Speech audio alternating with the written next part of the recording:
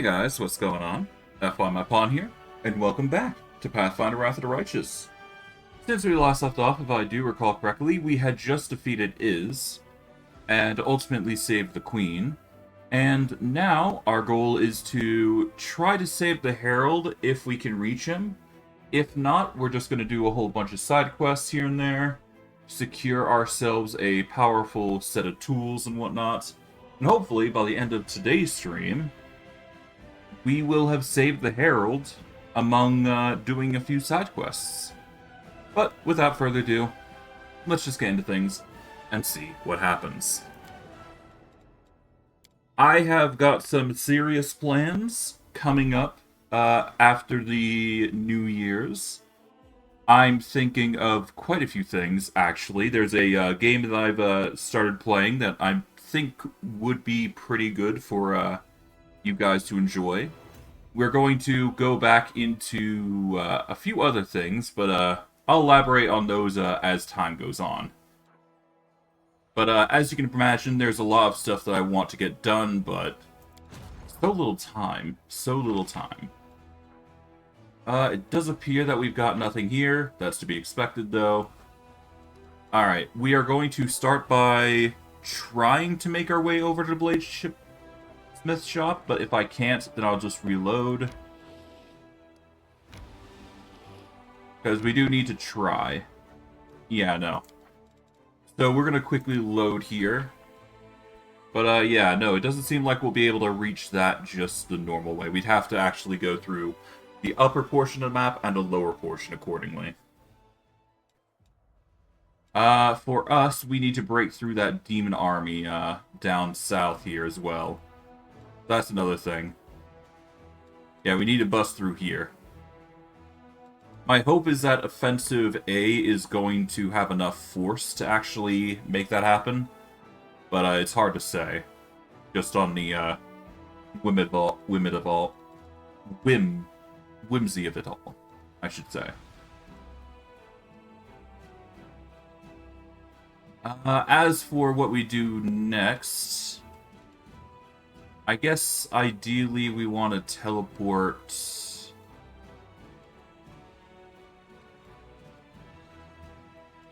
Yeah, either way, we're going to have to teleport here to get past the interludable prison anyways. So we want to go to the Lands of Yath Watch and then push our way over to the Valley of Temples, I guess. We'll start there, then we can go for the Bone Hills and all that other jazz. Or we could go to Tyrant's Keep outpost. I don't know. But I do need to go to the interludable prison, at the very least. So, yes, let's teleport to the Lands of Yath Watch. That's the closest I'm going to get to going down here. Alright. To the Lands of Yath Watch we go. With that, we can then move over to here.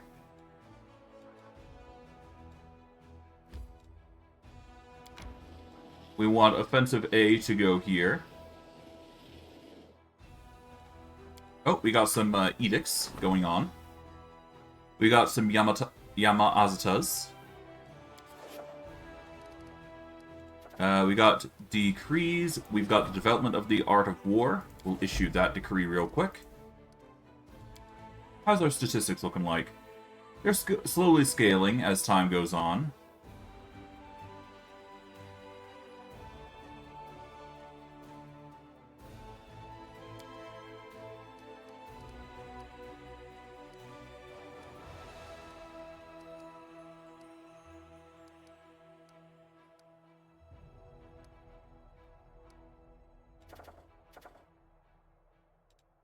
Okay, let's close this. Swap over to here. Offensive B. We actually want Offensive B to actually backtrack here.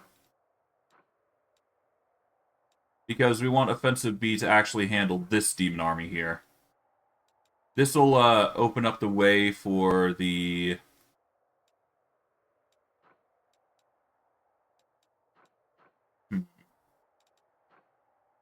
Sadly, I cannot use Master Teleportation. What about Defensive Army here? Okay, the Defensive Army is viable here. We're gonna make the Defensive Army go forward then. We basically want the Defensive Army to play as a, offensive.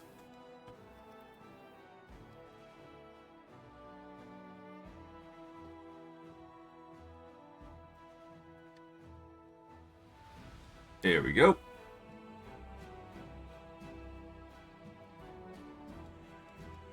Let's see if we can't take these guys out. I'm not sure whether we can, but I'm gonna still try, at the very least. We need to weather the forces, basically. Guess we'll see. Ooh, there goes one army.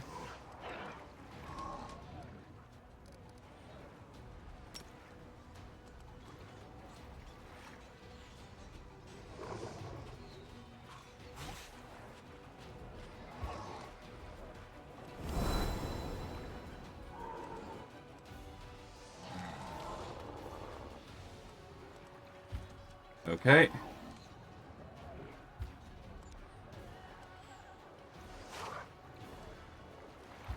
Just move the Drakes here.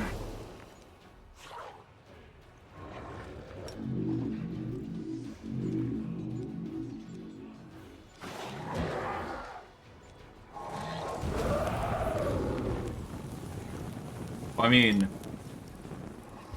if they're going to take out our allies, then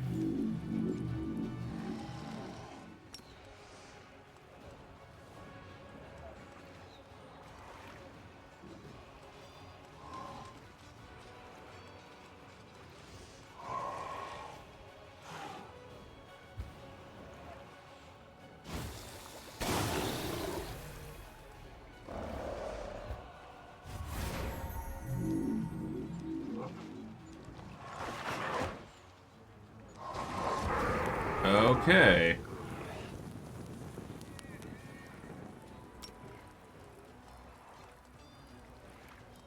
$38, $23, $60. So I could fireball, but that wouldn't solve the problem, would it?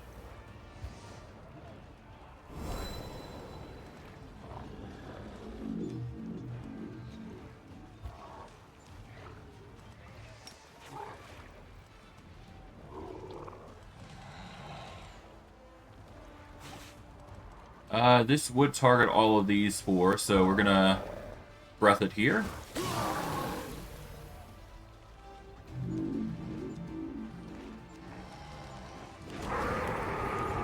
Oh. Okay, I guess the fire elementals go hard here, huh?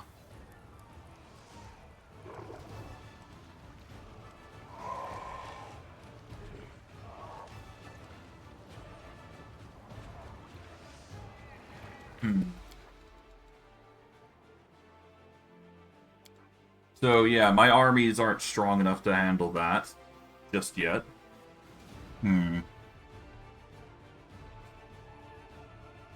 Excuse me.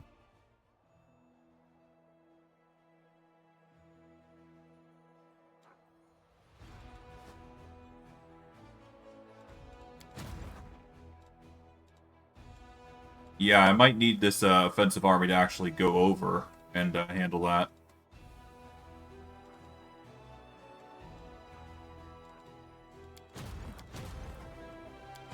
How about defensive A?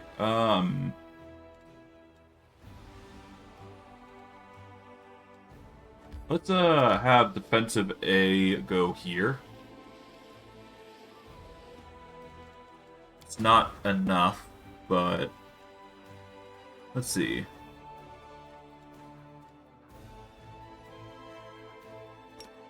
I guess Mark of Terror to reduce their chances might be the best option available to us.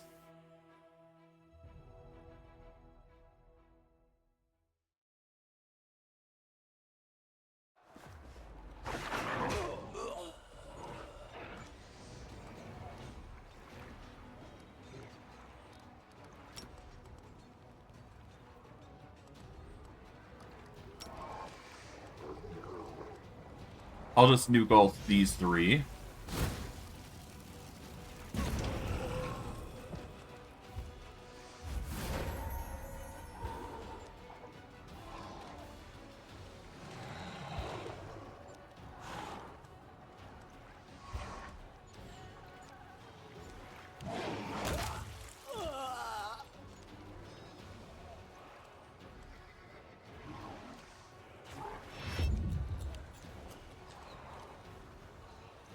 Okay.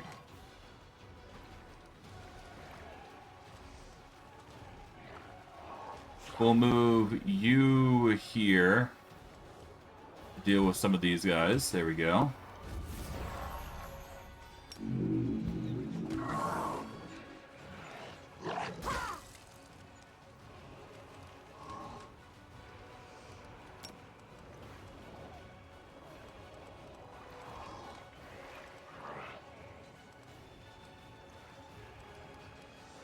Right, let's just weaken you, I guess. It's the best I can do here.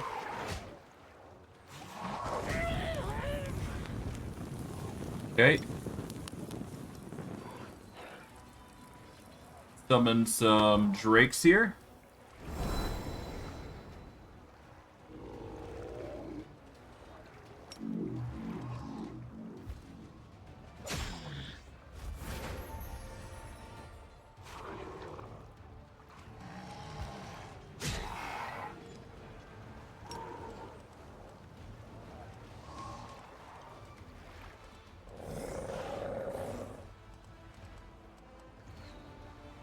Do this.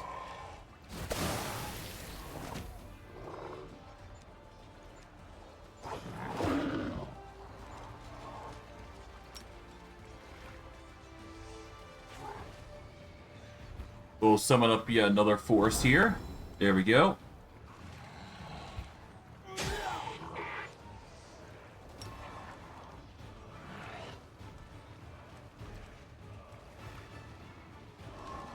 We do need to focus fire on these guys here.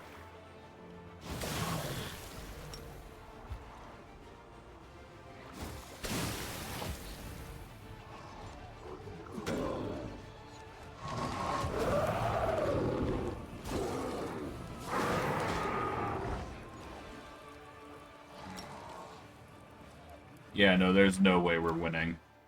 Okay. So that's a dud of a fight, unfortunately. We just don't have the forces necessary. We will be able to snowball eventually, but good god, is that going to be a chore.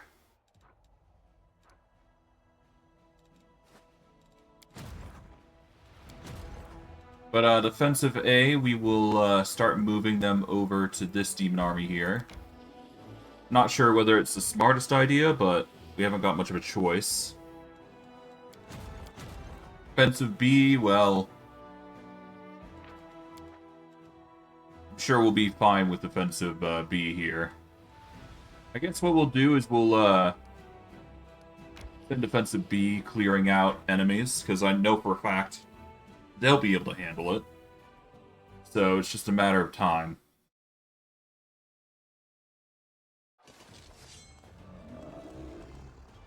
Okay, Minotaurs and whatnot.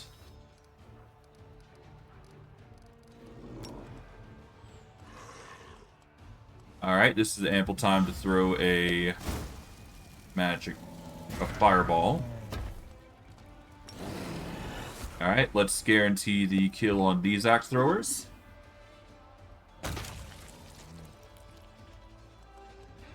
We want to activate this and prevent these guys from throwing their axes out.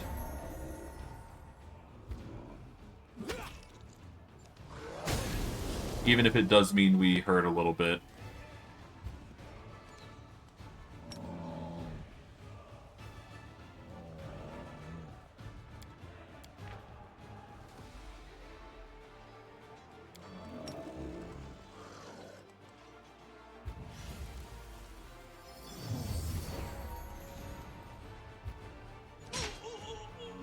Okay.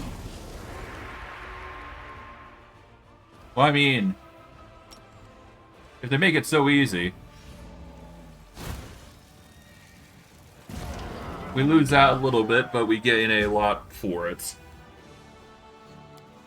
Just throw a fireball into the mix. Why not?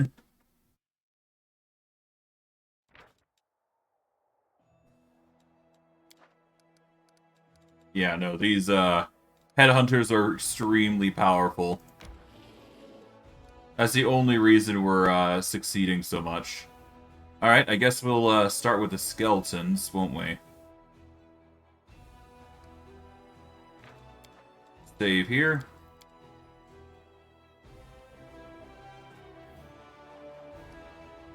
Yeah, let's do the skellies.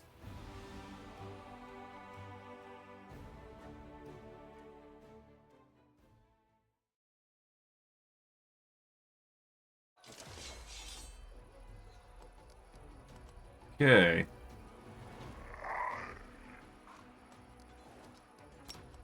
If I do a fireball, I can nuke a whole bunch of enemies here.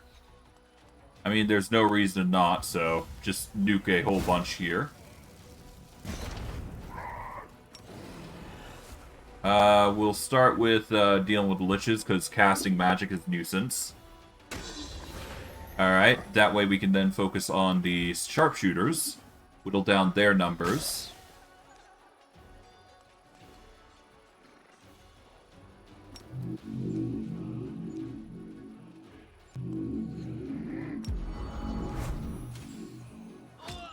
Okay.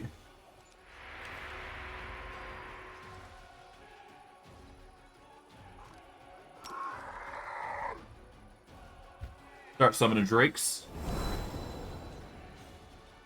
We'll get rid of the sharpshooter, because that will be a nuisance, no matter what we do. Then we'll throw out a axe at these skeletons, just whittle down these guys' numbers.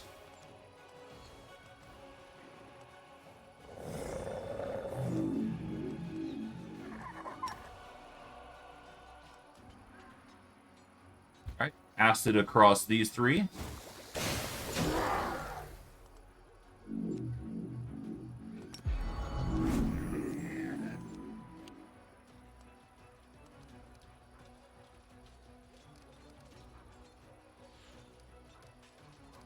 And I guess we fireball the lot here. We go for the ideally bigger number here.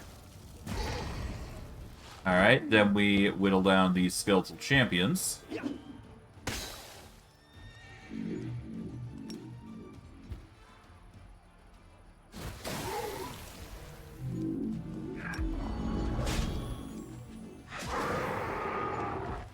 Well, I'm not complaining.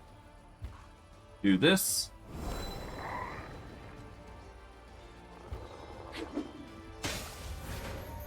Just axe the champions down.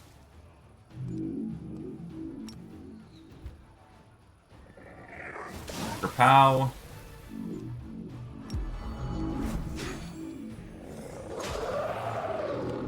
Even if the drakes die, they're meant to be fodder more than anything, so works in our favor.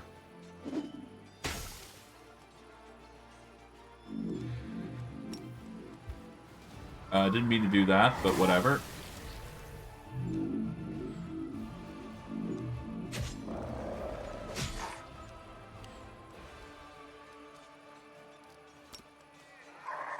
And I guess we will nuke the Grave Knights here. There we go.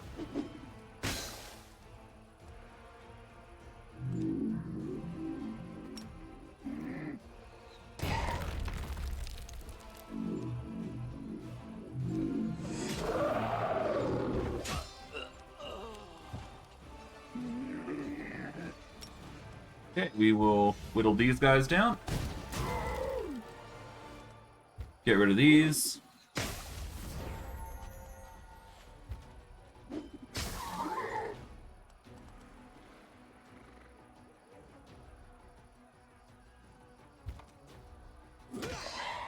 All right.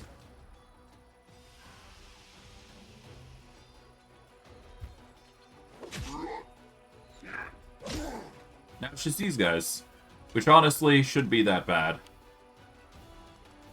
In fact, I could probably just summon some Drake help, and then I'll nuke the rest.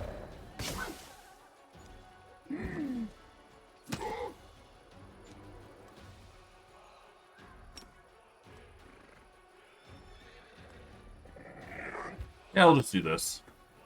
It'll hurt some of our units, but eh. There we go. We got ourselves yet another fort for our troubles.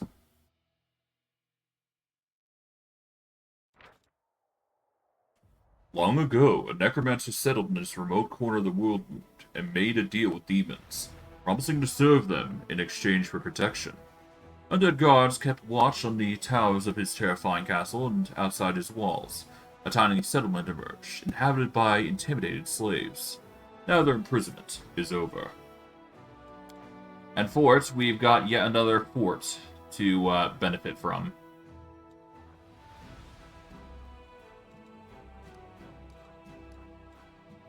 But yeah, this just opens things up nicely for us.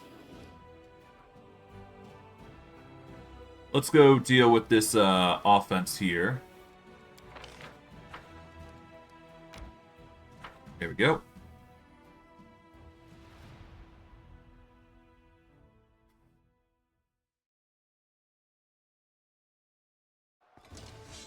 Here we are.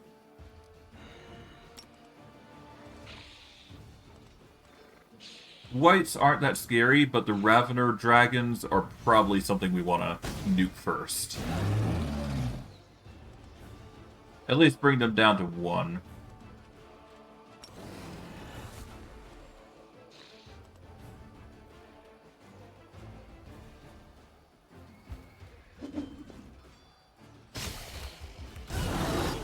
Ooh, okay.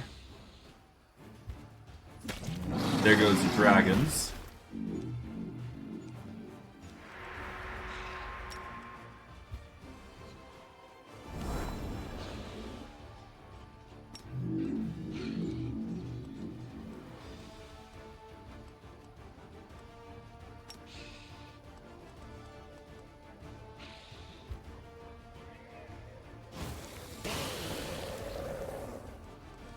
Alright,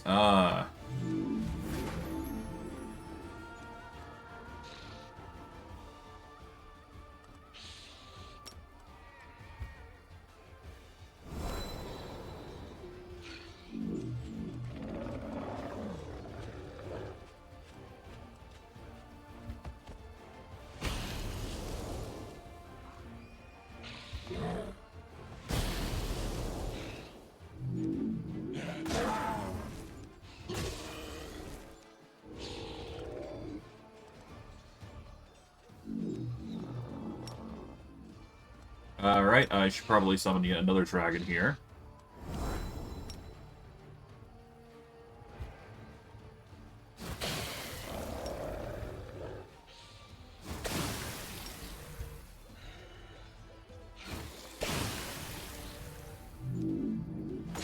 Once these guys are no longer feared, I don't have to worry about them. But dang if it isn't going to be a pain.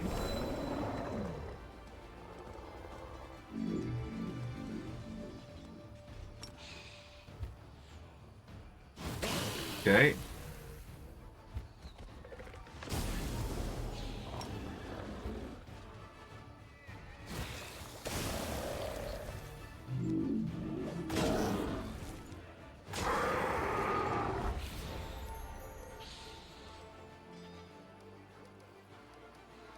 Hopefully their fierce fades, but it looks like they're frightened permanently.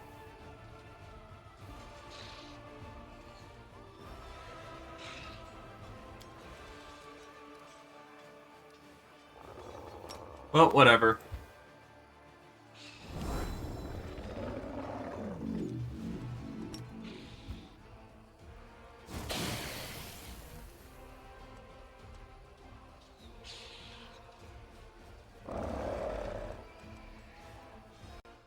Okay, we're gonna aim for you. There we go.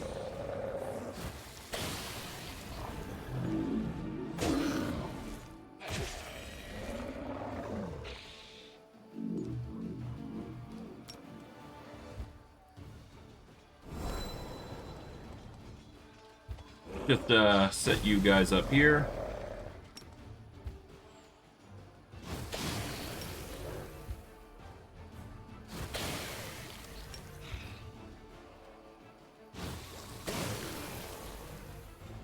A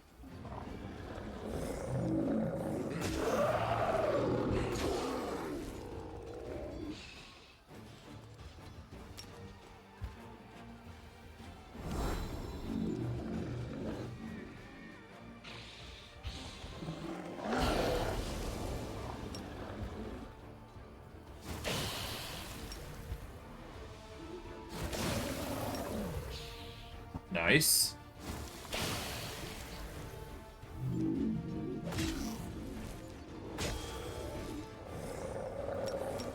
Throw down yet another Drake here. This will just keep them tided.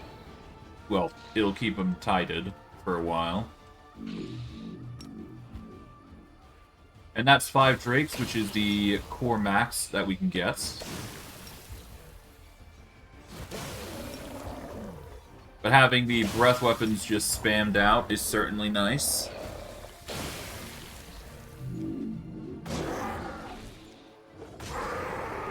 Okay, there goes yet another.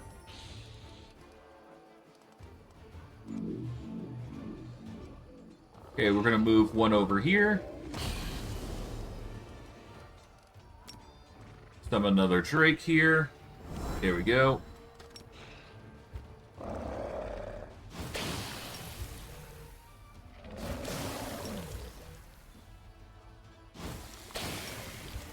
Here we are.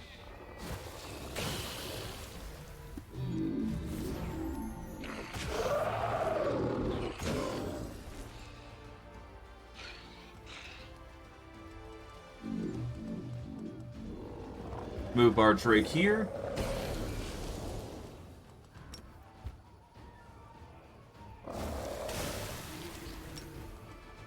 Summon yet another Drake just so we have the 5 cap going. We'll move our Drake here so that way we got a surplus of movement here going in our favor.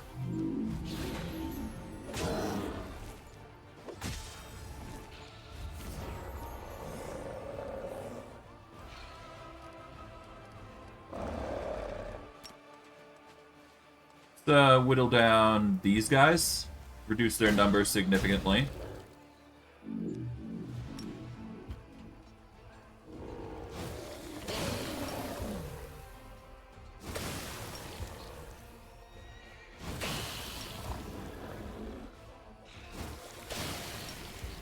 There we go. Now we're whittling him down quite significantly. Okay. We'll move a force down here to focus on this guy. We'll summon yet another Drake. Just to keep numbers up, that is.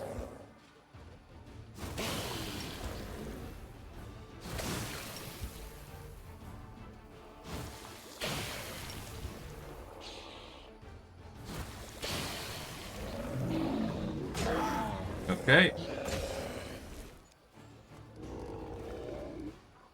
They are desperately trying to weaken us, but to no avail. We'll just focus on this one.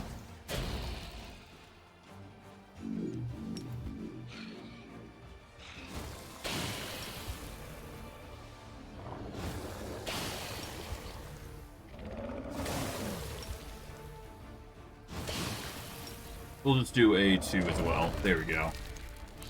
Make sure we're nerfing them in the right places. But hey, the Drakes will go hard, so it's all good.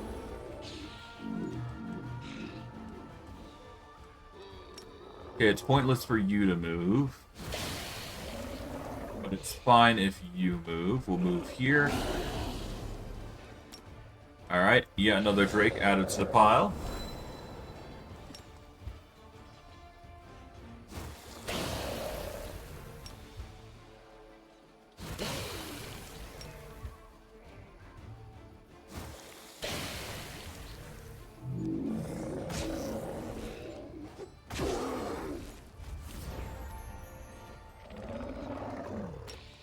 Let's whittle down these guys. There we go.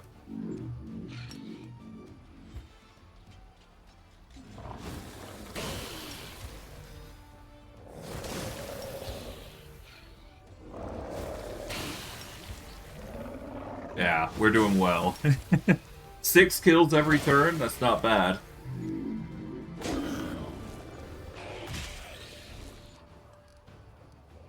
Alright, we will then whittle down this group here.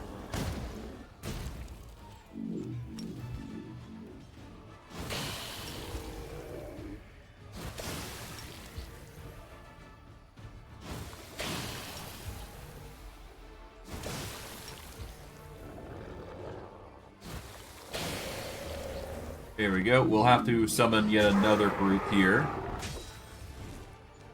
That's fine.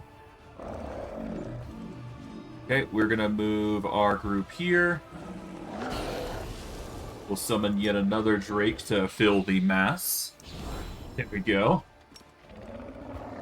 Gotta get all those benefits of summons in, that's for sure.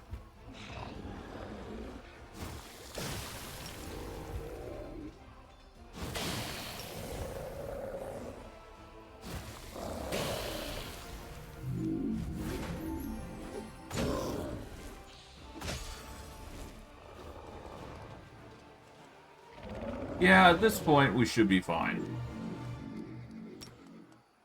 Let's just whittle down this group here. And let's just spam the bolts. Yeah, no, we should be at kill potential at this point, because they won't be able to do enough damage to warrant it being a concern any longer.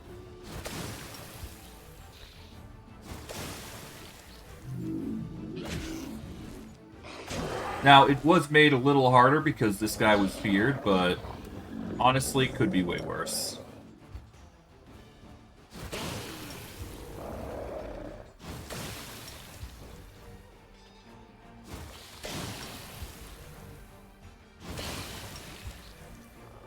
But our energy should restore plenty.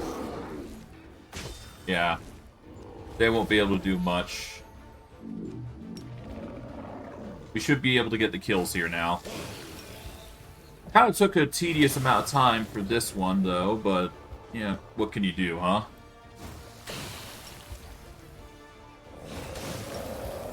At least their breath attacks are nice.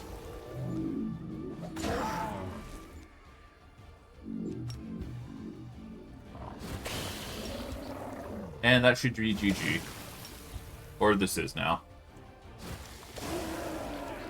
There we go. Wasn't too bad.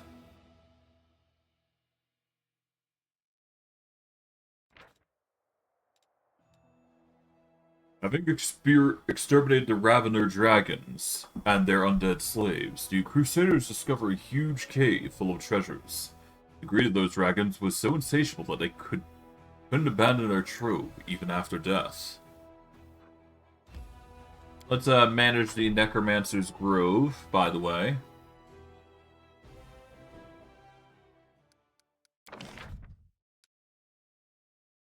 Alright.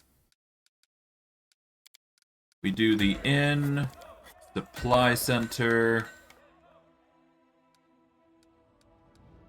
Let's do another archery range, and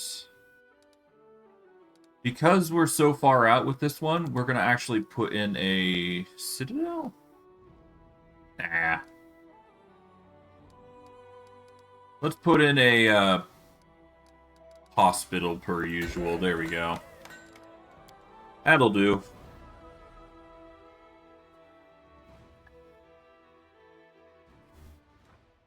No need to finesse it like that. Or beyond that.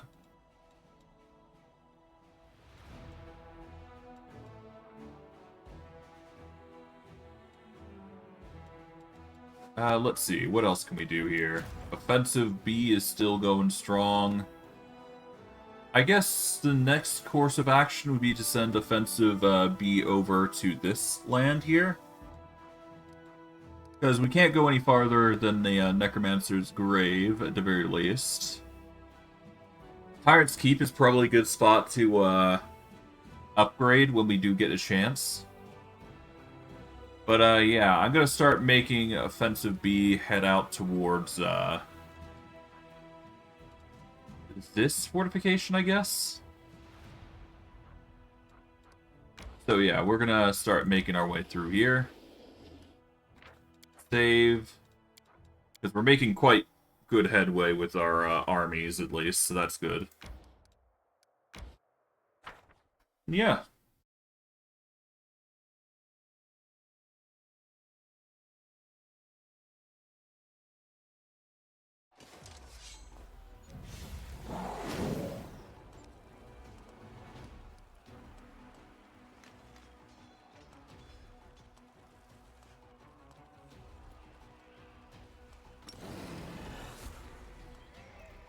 Let's guarantee the kill on you, because you're gonna be a pain.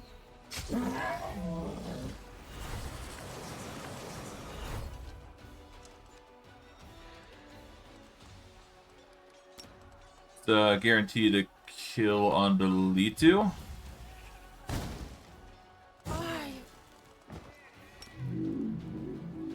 Let's send our horsemen out.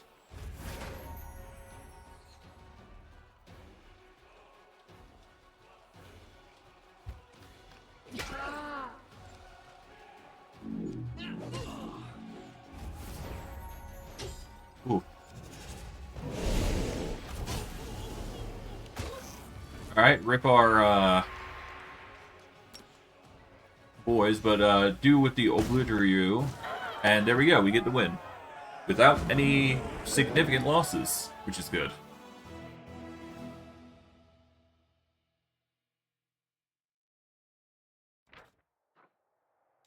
In a torn tent that serves the command base of the defeated unit, the soldiers find several notes with instructions from some influential demon of the Threshold Fortress.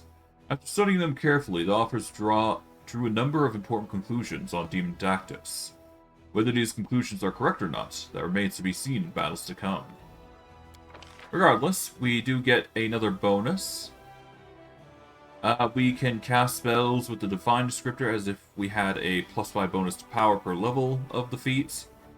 Or we can go with Magic Channeling, which gives us a +5% bonus to energy recovery per level of Magic Channeling. We don't necessarily need Magic Channeling.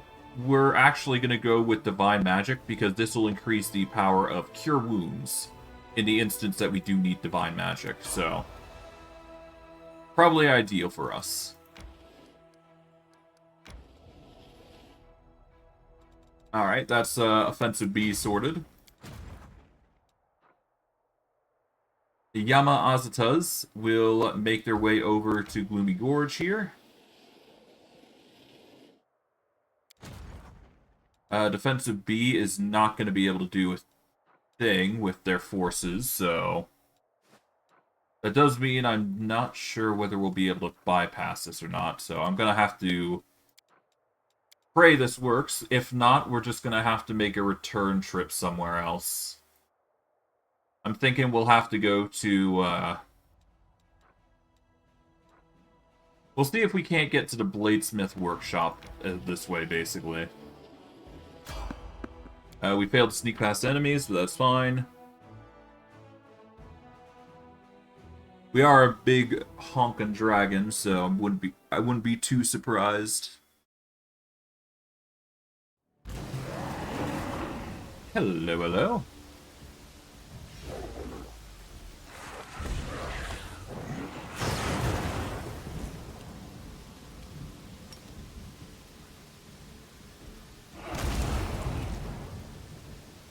Okay, we're gonna 5 foot back. There we go.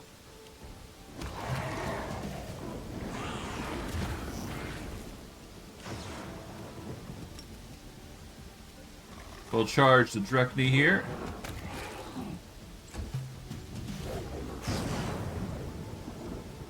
And then we'll just full attack you. There you go. But honestly, that's nothing compared to what we're doing. So there you go. Alright, let's exit out. No reason to stick around in this hellish area. Even if we aren't buffed, we are a force to be reckoned with. Now we got 2 paths. We can either go there or down. I think we want to go down in this case, because I don't think we're going to be able to reach the interludable prison just yet. And even then, we're blocked off by force. Yep. So we're just going to load. But yeah. Unless we bypass that fort, there's no physical way of us going forward further, which is a bit of a bummer, but that's the reality of things. The same could be said here, maybe. I'm not sure. But thankfully, the fort here isn't blocking anything too important. We can just go to the Valley of the Temples without too much hassle. But there is somebody on the road, so that's nice.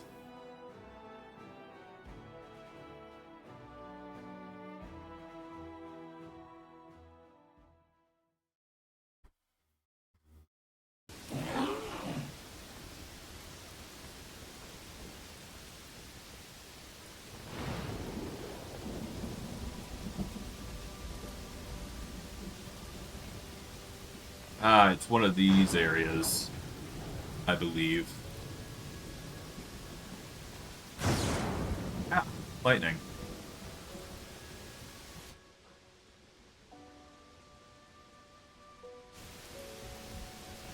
It's a good thing we're immune.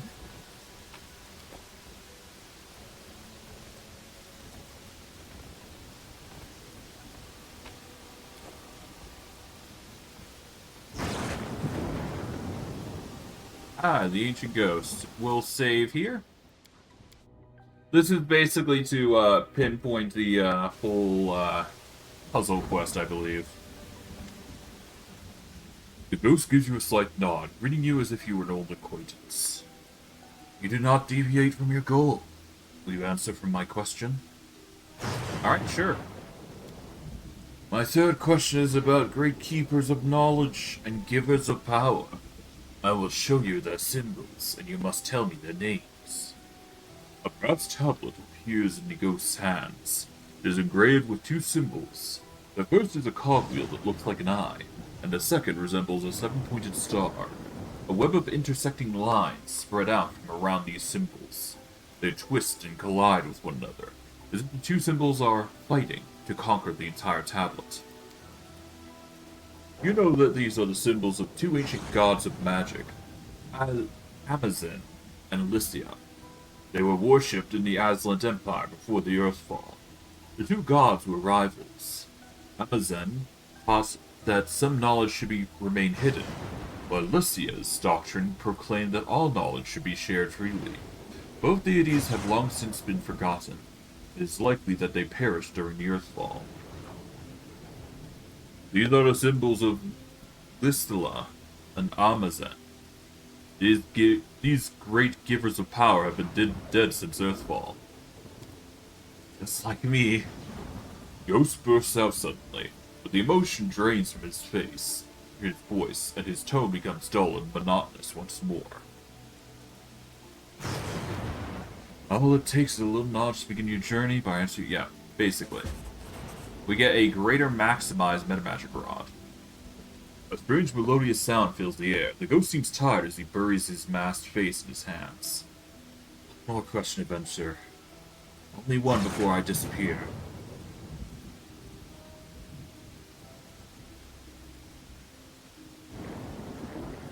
Why would anyone go to all this trouble to find the one most worthy? What's the point in all these puzzles and riddles? I can't answer this question.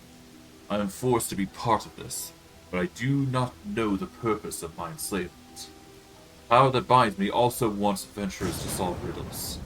It's all I know. I'm supposed to tell adventurers that my questions are a test to see if they're worthy. In reality, however, they are nothing more than baits. They are meant to lure adventurers to the reward that await them in the heart of mystery. The ghost barely managed to finish his sentence. A sudden burst of magical energy surges through his body, and he disappears with a scream. A small little reward if you answer those questions right, which is always welcome. A nice boost, to be sure. Nice boost indeed.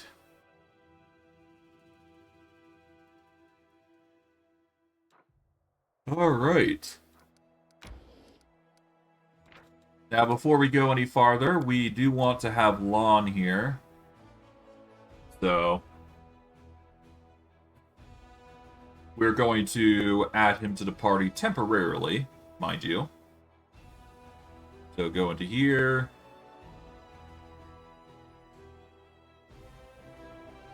Where is he? Here we go.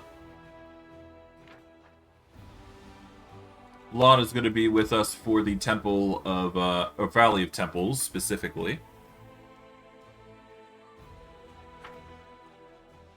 So let's benefit where we can.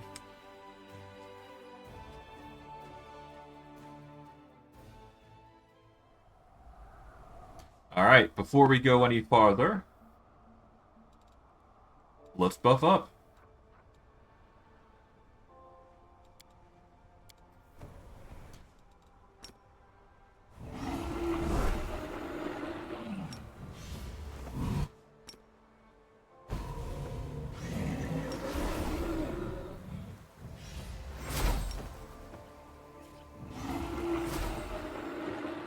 Can't really do Divine Power, but honestly would be fine even without it. Let's activate a bit of fun here. And honestly, that should be good enough to satisfy for now. There's no need to go any farther than this, I don't think. But if we do need to do more buffs, then we will. But this should cover us for quite a bit.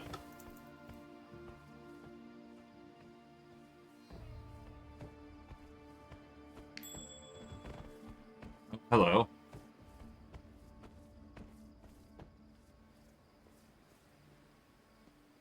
We're pretty big. My children, the hour of the final communion has come. Accept your fates. Okay. You, my creations, will serve me for all eternity. Not true. Fight it. Fight the evil in your souls. No, children. There can be no redemption for you. You don't need it. Come to your sin. And if you yearn for more, I will grant you the poison of my sting.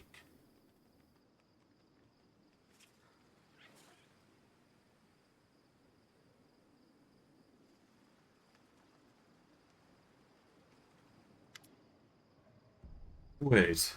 Before you go all charging in there and rip Savamelek's head off, let me go in alone first. Let me carry out the plan I came up with back in Lucianira. I thought a lot about how I could punish Savamelek for what he's done. I found a way. Remember how he bragged about becoming stronger? That means he's gotten careless. We don't have to have the brawn to bring him down. We'll use brains instead. Lann calmly looks at you in the eyes and asks, Stein, do you trust me? What's this plan of yours? I can't tell you.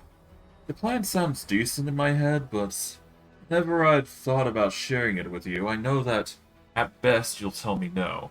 And at worst, you'll go and fight Savamelek without me. That's why I'm asking you your trust. No matter what it is I'm going to do, no matter what it looks like, I know the risks I'm taking.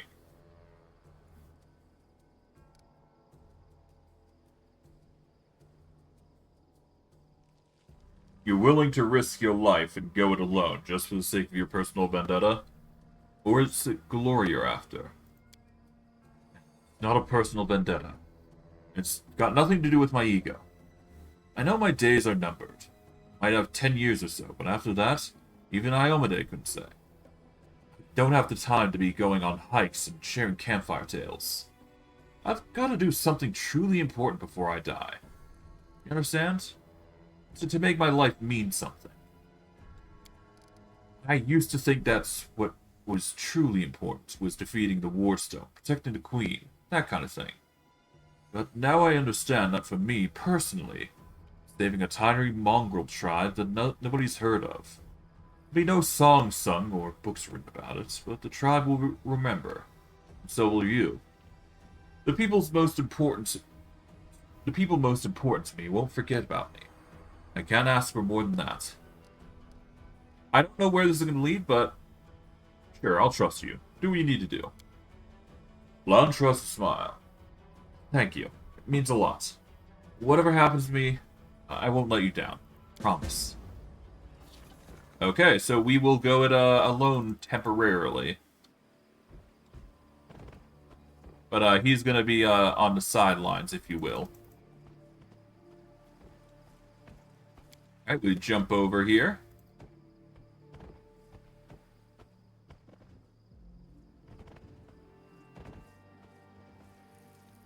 But hey, by doing it this way, we get more EXP technically, because he's not part of the party.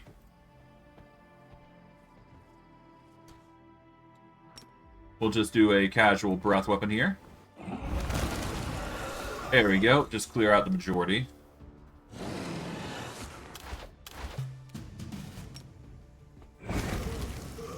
There we go.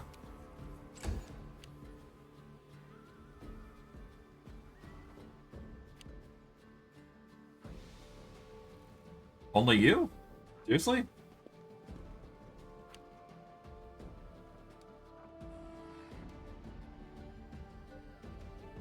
There we are. Now you're coming along. Good.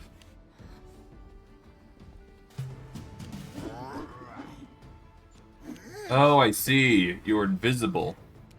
That explains a number of things.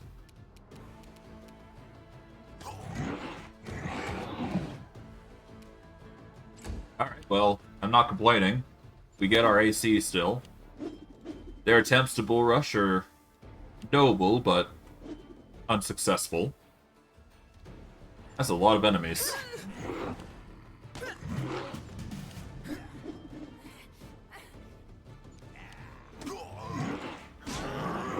Ah, that's 100 damage. Let's 5 foot back, roast them. Get 40 damage across the board everywhere. And hey, if I get lucky, I can do my breath weapon again. That'd be nice.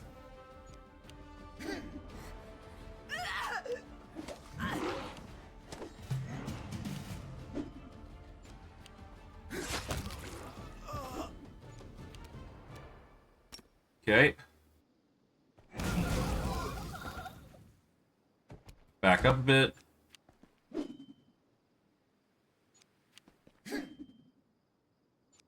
This should be the last round that my breath weapon is on cooldown, so I should be able to do this as planned.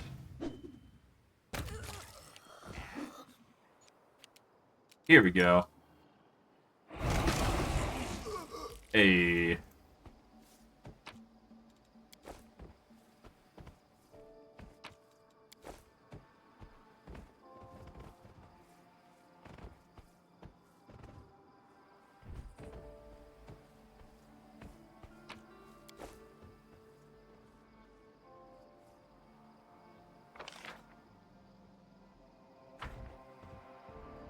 Let's do a quick DC to jump over and back, because I did want to get that experience real quick.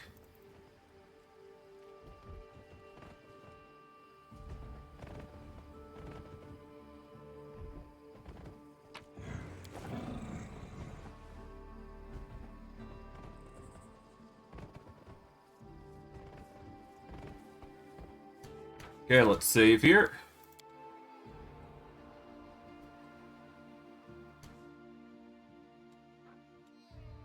Let's charge in.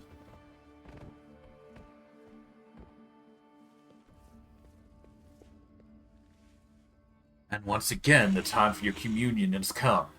Those who have not yet professed their sinful nature will do so now, and those who have accepted their sin will grow stronger.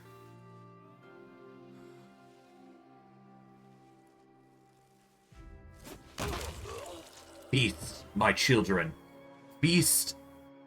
Now you truly are worthy of your ancestors. Soon all of Golarion will bow before your might. Hey, Dad, or whatever you call me yourself. Got a snack for me? What a pleasant surprise. I see you slipped the commander's leash, ready to accept your blood rights. I'll repeat the question I asked once before. Which community do you choose? The same as your fellow tribesmen, or should I reward your bravery with the poison of my sting?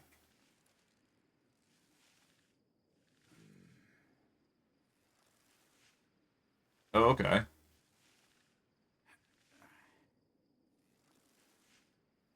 The hell you do? Sting me and be done with it. I'll either die on the spot, or become the best of all mongrels like you promised.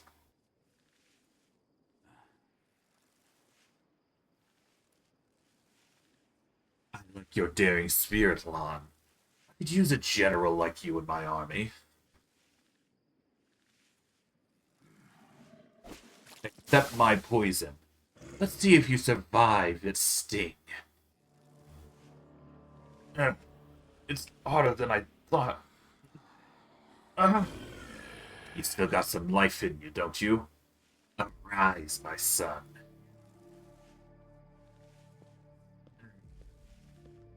Die, demon dad.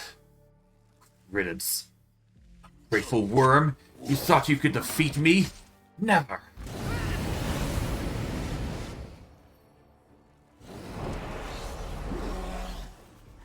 Okay, Lann. Right. Bold of you to, do that, buddy.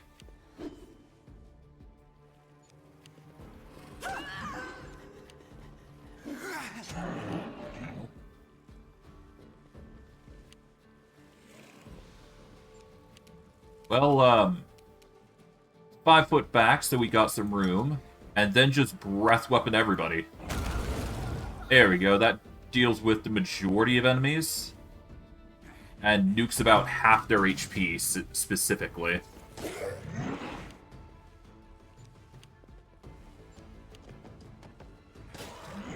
Yeah, nice try.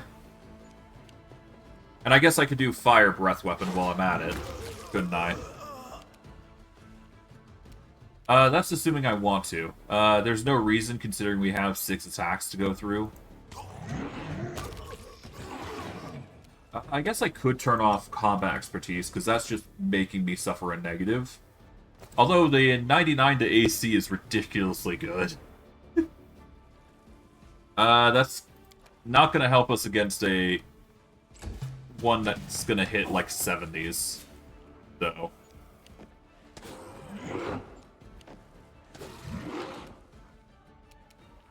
Okay, focus on this Galu. There we go.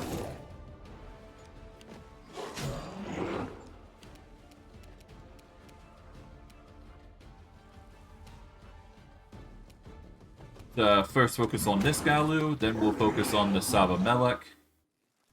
And then he's gonna start throwing attacks, but we're just gonna stun him into submission. And then, breath weapon. Whoosh. I'm still here.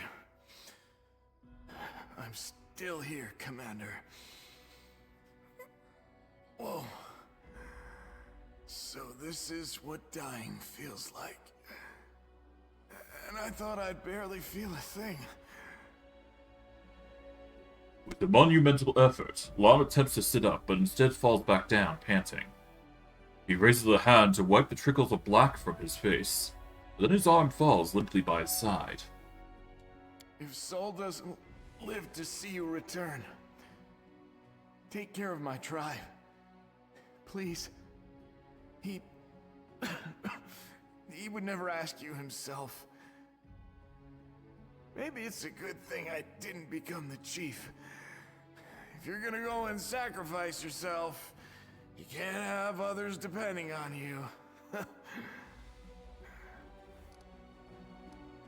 Hold on, Lann. We'll heal you. We'll raise you from the dead if we have to.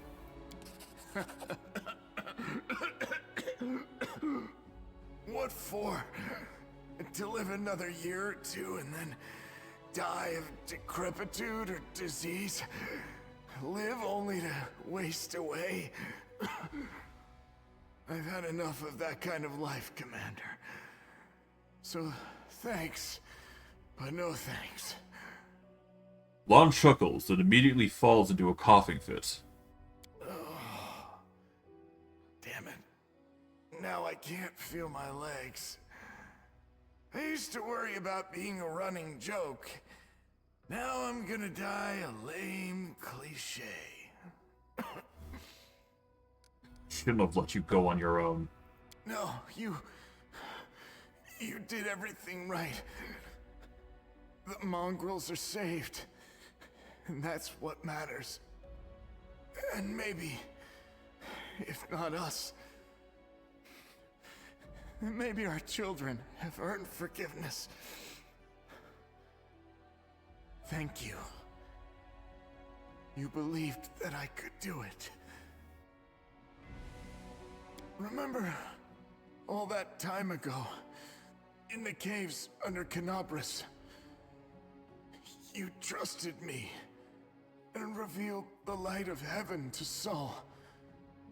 Back then, for the first time, I felt like I wasn't alone. We barely even knew each other, but I swore to myself that I would never fail you. And today, I did everything I could. I wish I'd killed him with a single blow. The look on your face would have been priceless. Goodbye, Lann. It's been an honor to fight alongside you. And it's been an honor to take orders from a commander like you. A lot of things have happened, but it's been fun at times. I'll have a few stories to tell Pharasma. If her spirits come to get me, I'll tell them. Hey, you guys, you won't believe. Lann stares unseeingly at the point somewhere above your head.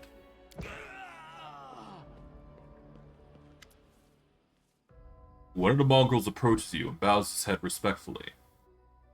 Rest in peace, big brother. Forget you. You were one of us, just as cursed, but you became a true command crusader. We'll return to Dresden to fight like you did. The mongrel turns to you and stands at attention. Commander, thank you for saving us. We won't let you down. We'll see you in Dresden. During the encounter with Hostilla and the demon Sabamelech, you resisted a blood rage and awakened the light of heaven.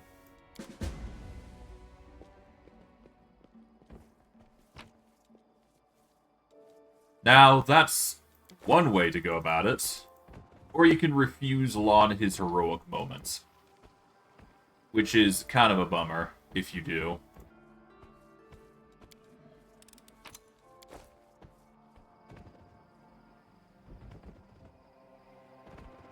Let me see if there's anything worth grabbing beyond that point, though, before I start jumping to conclusions.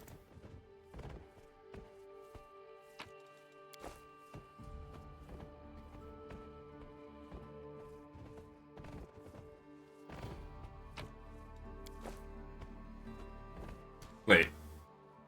Oh, Phidia was on him! Oh no!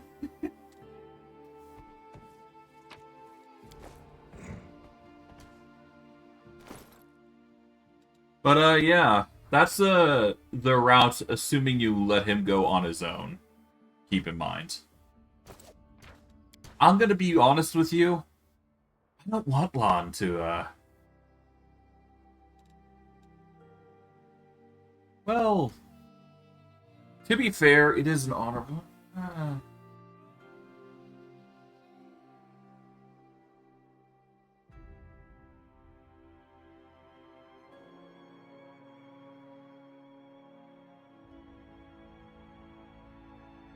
Here's what I'll do. I will save it under here, but I will be reloading to see the waters when I don't do it. Because there is two paths, and I figure I might as well show you, because I don't really like letting companions die like this. It's kind of sucky, to be quite honest. But if there was a noble way for him to go out, this would be the case. You know what? No, I'm going to keep with this decision. I kind of like the theme of it. Lann is dead. That's just the reality of it.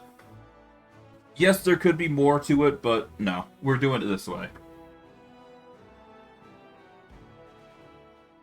Lann is dead. We just have to live with the consequences.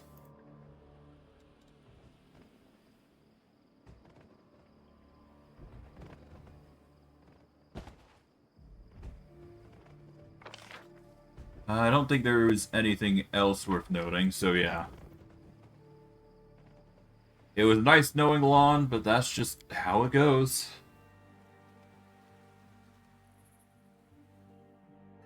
At the very least, his story will go hard, so that's just one of the ways it goes out too.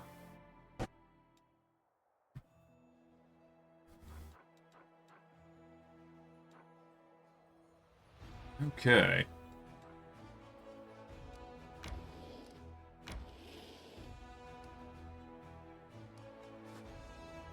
Alright.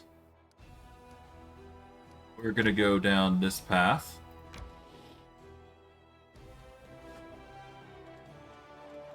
Here we go. Development of the art of war goes up. We can now strengthen the chain of command.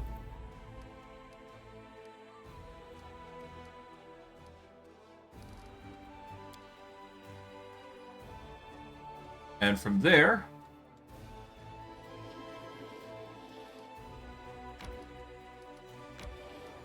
let's start dealing with this demon army. So we're going to save here.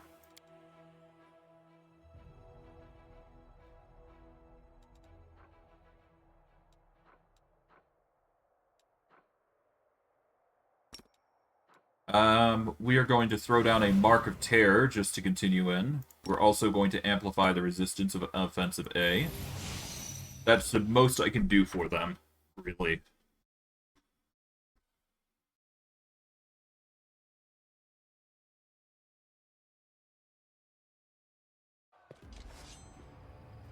Okay.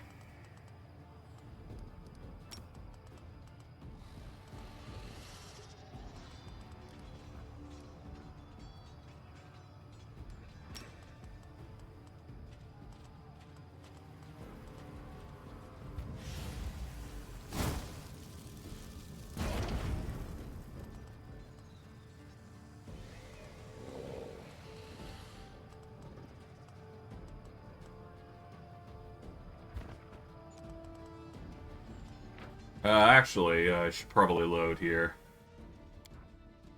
I can set it up a little bit better than this.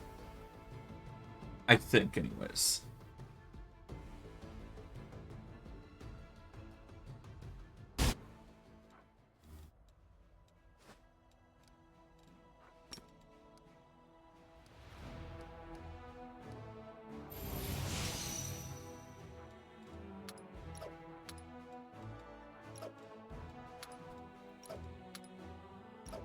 Yeah, I just want to set it up like that, because that way, then the minions here will have a bit more of a, I have a bit more room to add in the Rift Drakes. And that'll be yet another force that will go in and distract, if you will.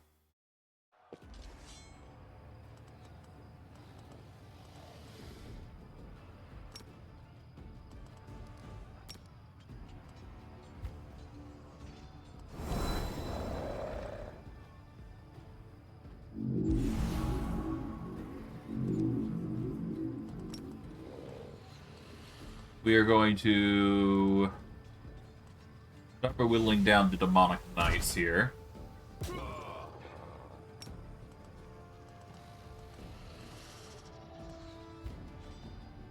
Throw down a acid missile here. Ooh.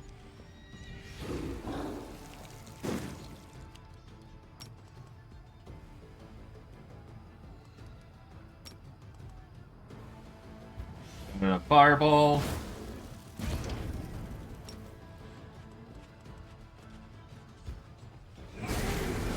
Lightning Breath.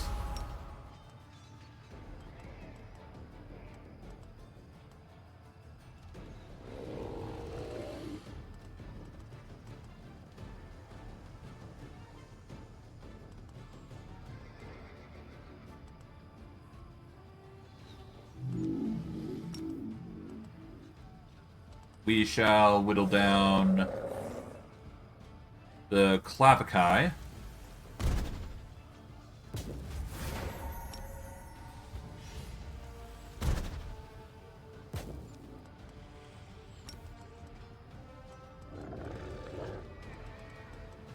There we go. Acid Breath him.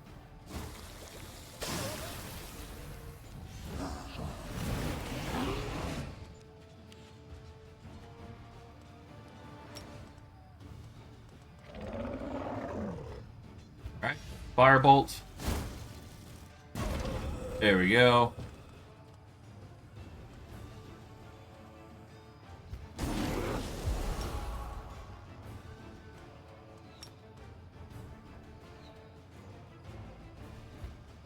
Breath weapon it. There we go.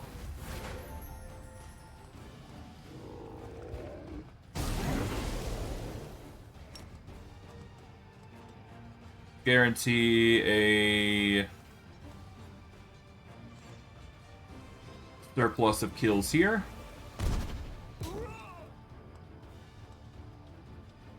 And we'll act as a distraction here with this Drake group.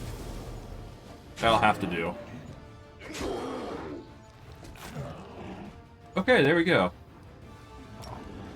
Yeah, so these guys are going to be really easy to deal with now. Which is good.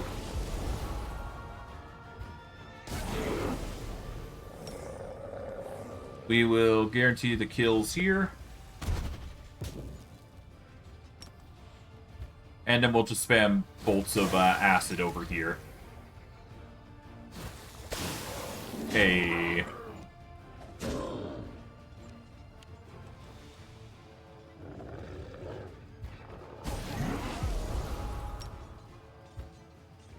Alright, that's another Drake.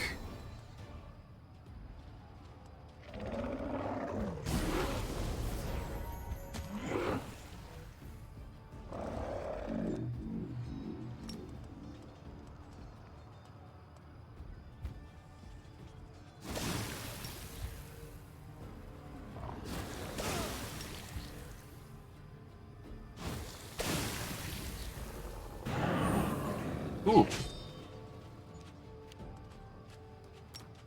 We'll heal you, so that way we get our troops back. There we go.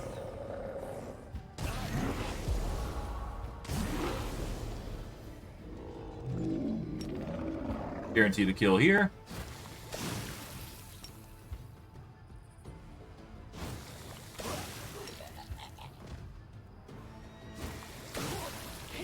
And now it's just these guys.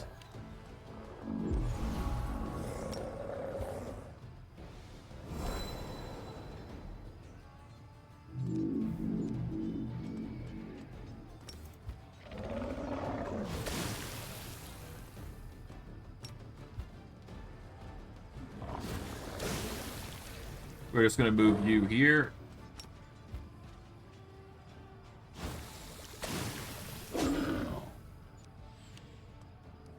And then this will be the last Drake. There we go. Now we just spam acid bolts.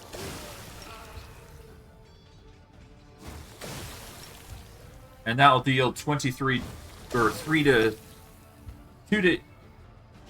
18 damage, and we should be good. Or 3 to 23? Either way, we're doing a lot. That's good enough for me.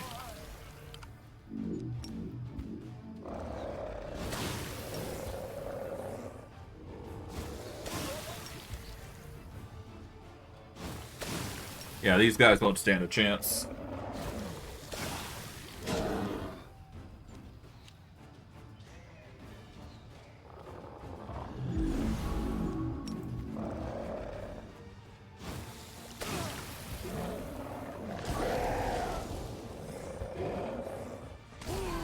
Well, there you go. That's easy enough.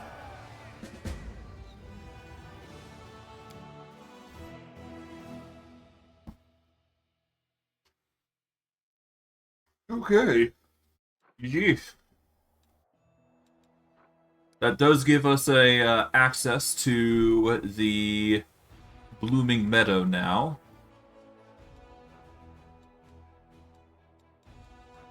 And that just leaves the interludable prison, I believe. So that's going to be nice.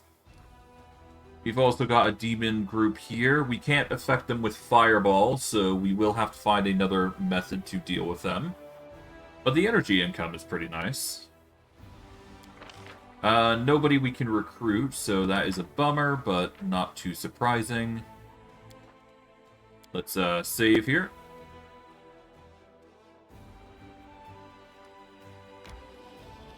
Engage with this group now.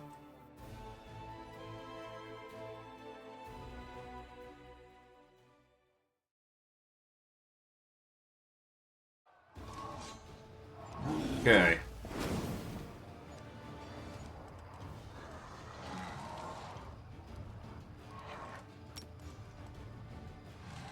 Can't affect them with fire, so that's inevitably a bummer.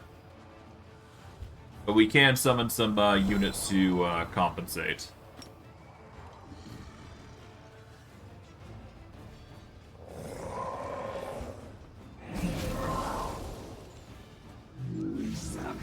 I didn't mean to do that, but okay.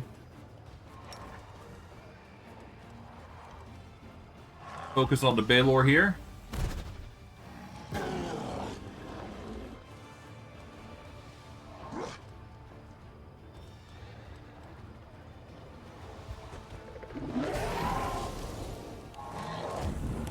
Well, there goes the dragons. Damn. Yeah, there's no saving that, unfortunately. It's one of those situations where we don't have the means to actually support such a thing. We need more dragons.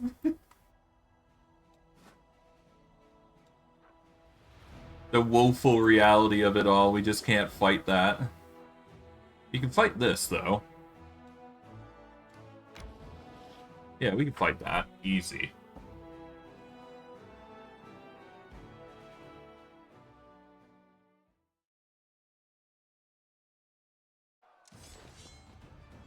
Yeah.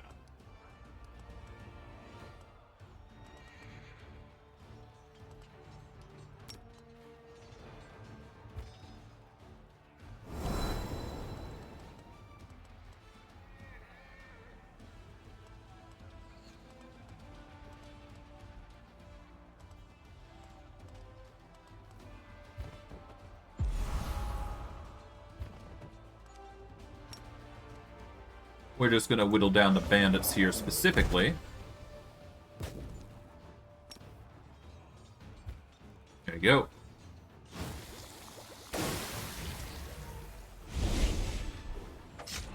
Oh, there goes our dragons. Yeah, that's a load. I think I can do it, I just need to use Fireball instead. That was my mistake, really.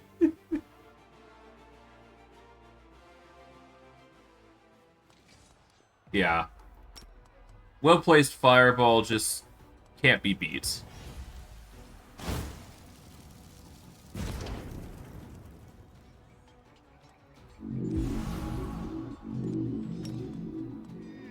Let's guarantee the kill on the bandits, because the assassins aren't going to be that bad, given their numbers.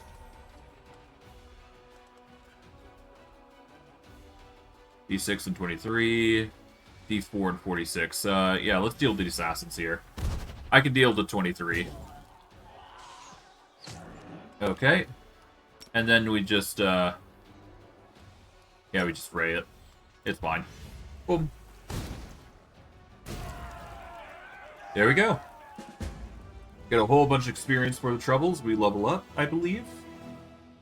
All hunky-dory.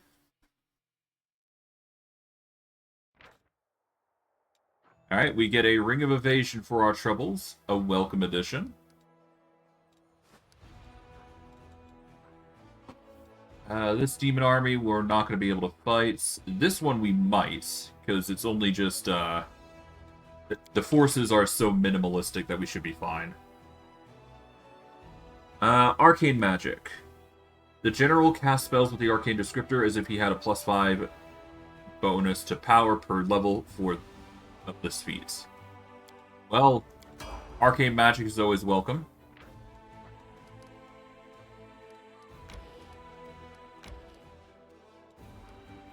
Doesn't seem like I can go further. I will manage the Sinister Manor here, because this will net us quite a few things. Inn, Supply Center, Archery Range, Hospital. Because archery seems to be like our strongest point, so might as well maximize the amount of units we're getting because of it. To a ridiculous degree. Yeah, we won't be able to fight that army. Alright. Defensive B is doing nothing.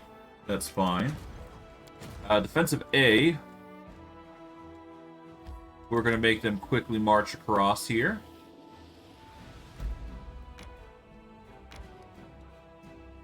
Let's save here. I'm not sure how well this is going to go, but that's fine. We're going to move the Houndmaster back, so that way... we're going to move the Houndmaster here, have the champions here, and then the marksman can just stay here. And we'll see how that fares.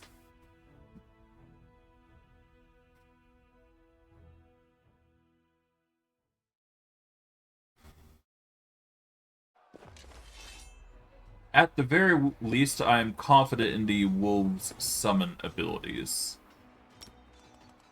Yeah, we got cultist fighters and cultists themselves. We're just going to summon some drakes.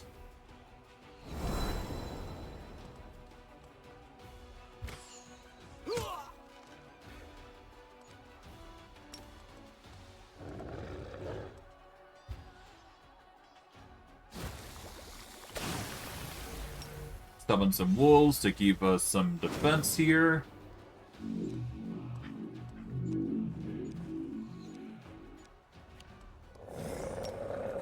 Summon yet another set of drakes.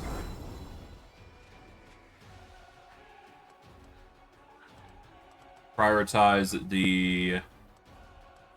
yeah, cultist numbers go down.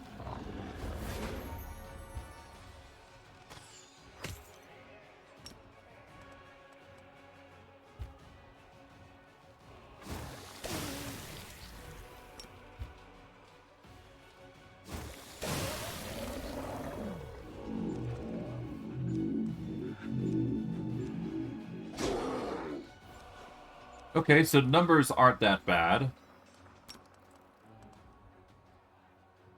Focus on you next.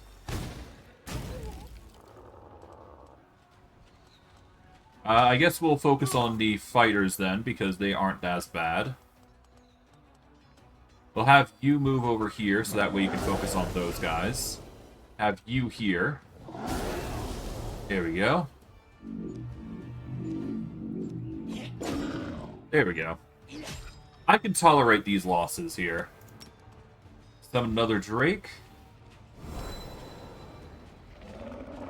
Just get our numbers going up more and more.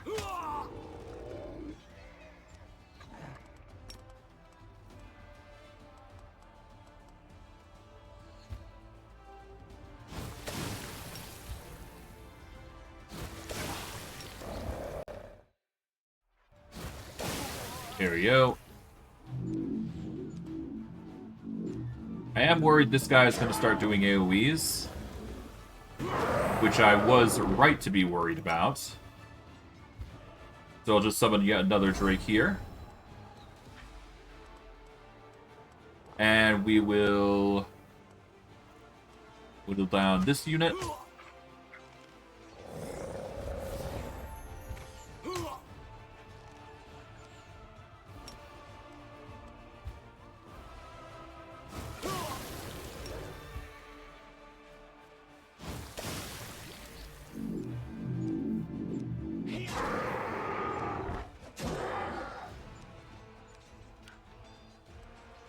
Okay, we summon yet another Drake.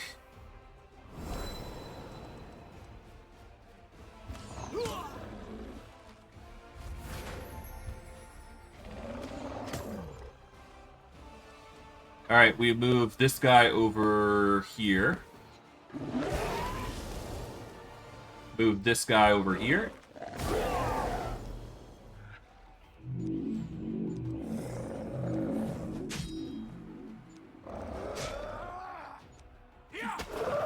Oh god, okay. Yeah, I need to keep summoning Rift Drakes then. Because these cultist spiders are going to keep walloping him. Otherwise.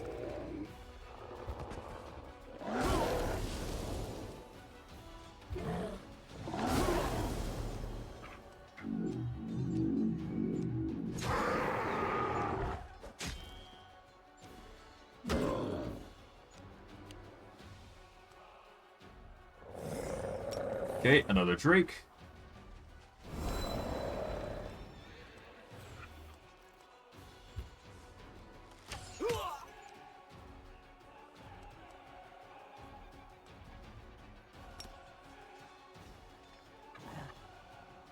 We'll just move you here.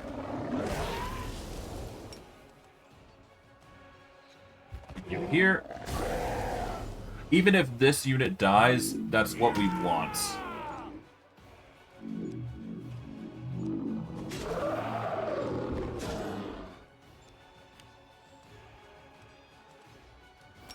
But yes, we're gonna have to repeat this until these cultist fighters go down. I guess alternatively, I could just whittle these down to 600. That is also an option.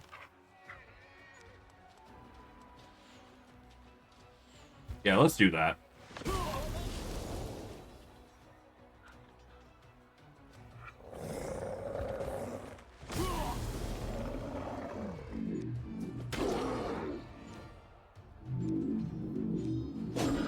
I guess, to be fair, I could just use the wolves here and attack these guys. But I mean, hey, if there's more room for them, I will welcome them here.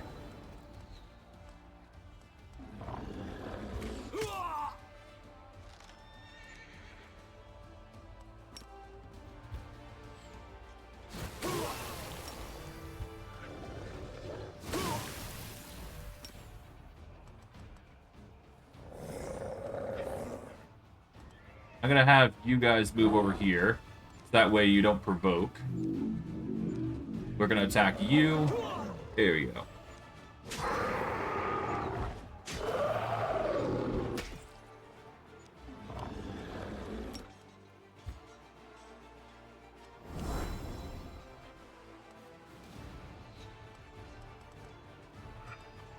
Whittle you.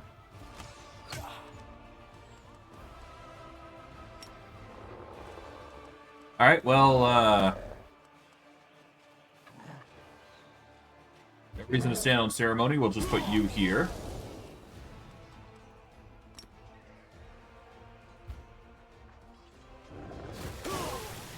There we go.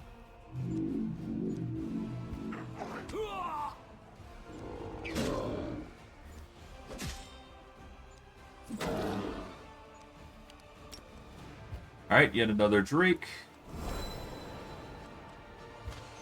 Whittle down you to 600 at least. If I do that, then we're going to be fine.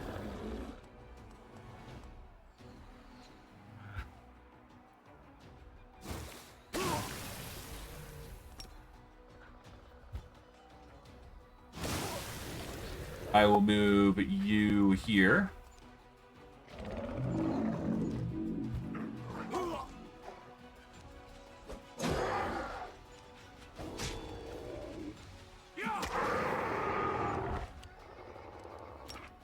Alright.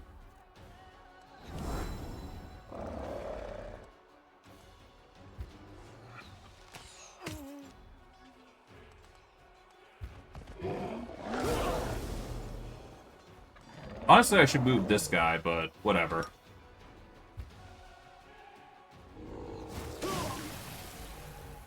Yeah, so next time I'm just going to leave this guy here. get the summon here to go here, and we'll go from there.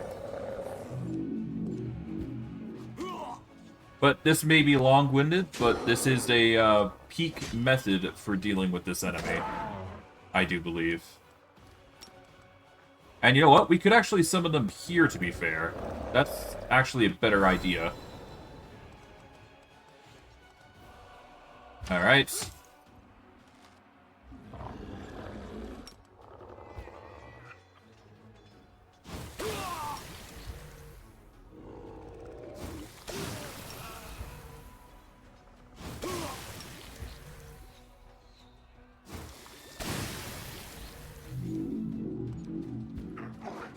Hey.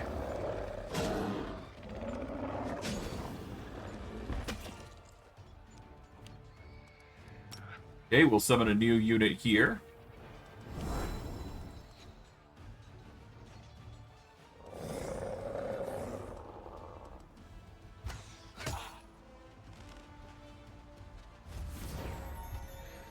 Okay, this brings them down to 600. We're gonna move you over here for now.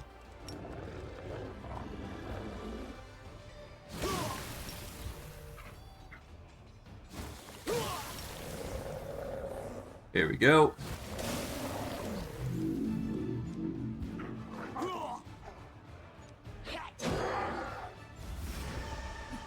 Okay, you're feared, so that's good. And this brings us down up to 5 summons now, which is good. This guy is feared, so we don't have to worry about him, so now we can focus on the cultist fighters, which are dealing significant portions of damage.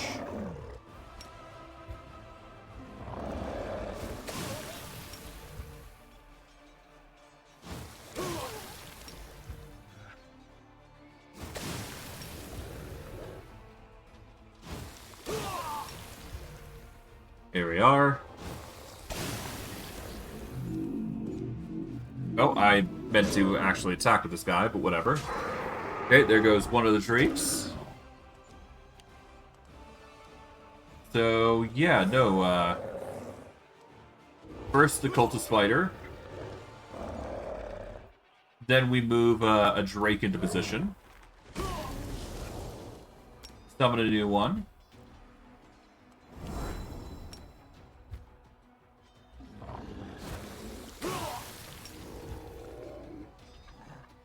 Then we spam the bolts. We'll have to get a new Drake into place soon. But that's not a huge ordeal. Okay, that's 2. That's 2. That's 2. Perfect. That gets us a Drake that we can put in position. There we go. That makes it 5. And we should be able to start using Scorching Rays soon enough.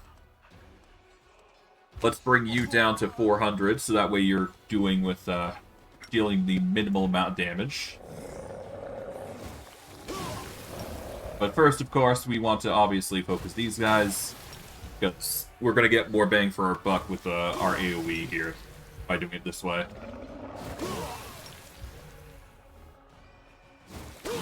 There we go.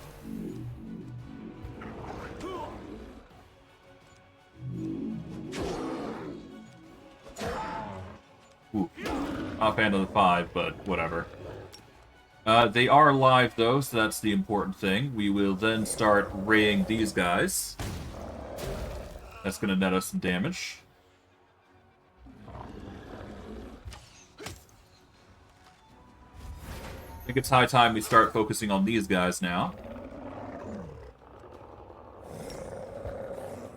Well, we'll still prioritize these, but we'll have our ranger focus on these guys. Because the Rangers does a lot, for what it's worth.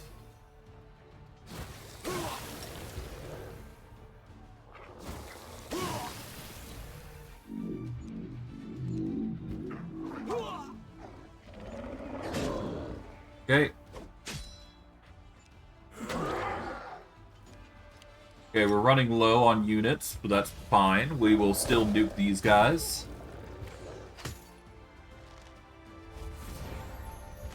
Okay.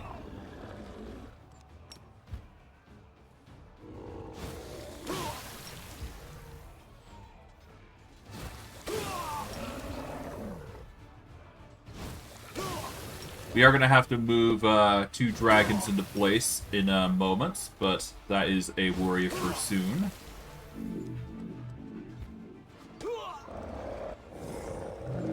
Okay. So 1 dragon goes into place.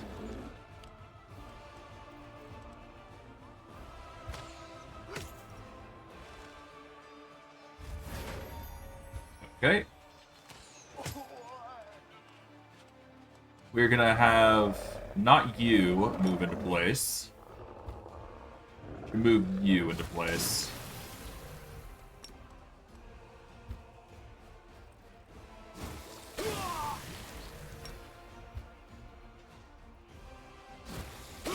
Okay. You will move here. Then we summon yet another Drake.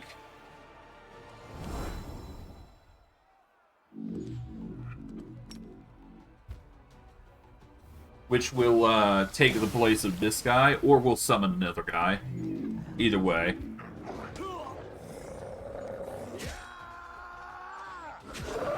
Okay, there goes that guy. Simply just summon yet another. Okay, now we whittle these guys. Down to 69, so this is good. A nice number, to say the least. But, yeah, no, these guys are now toast.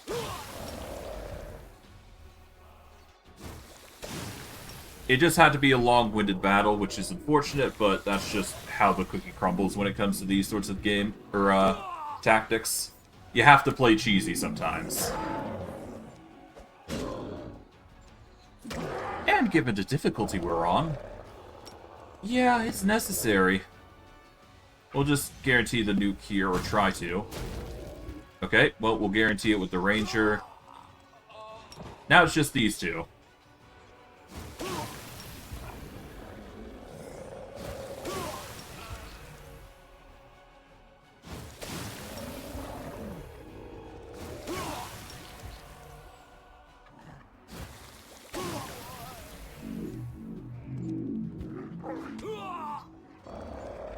We'll get the archers to guarantee the kills on these guys, I guess. Yeah, we'll start using Scorching Ray on these guys to quicken up the pace of the battle. But now that we've reached a crescendo, essentially, we can just start spamming the bolts, and we should be able to get a kill. Well, we should be able to get things done really quickly.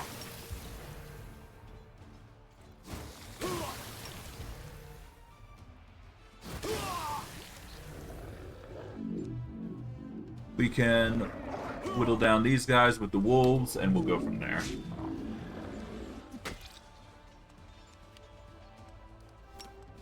Yeah, another Scorching Ray.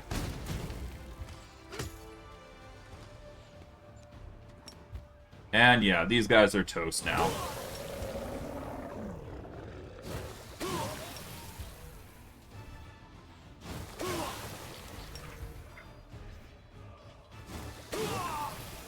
Let's just do this.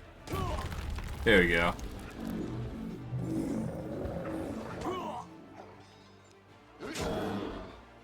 Yeah, they stand absolutely no chance now. We'll guarantee the kill on the cultists. Oh.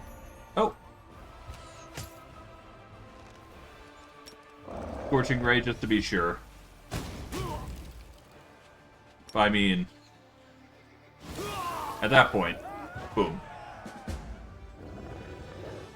Didn't lose a single unit from that, just from well-placed attacks, and the general has leveled up a couple of times because of it. So that's good. Sometimes all you need is just a strat. And for our troubles, we get some finance points, which is welcome. For our troubles, defensive A did get a few level ups. We're going to give him Cure Wounds. That's just going to save him a lot. Let's see. We want to increase our energy per level with magical reserves, I guess? Yeah. And then we've got the fortress, which I don't think we can take. I mean, we could try. Yeah, they got fire resistance, but not fire immunity. I mean, we could give it a try, see how we fare. I don't think we will be able to actually fight it, though, which is the bummer. But we'll still try, see how we fare, because if we can break through this, then we can break through almost everything. With such a minimal amount of forces, too, no less.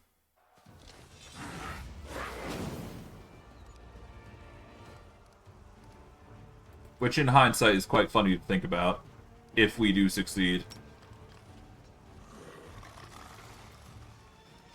Well, for now, summon units.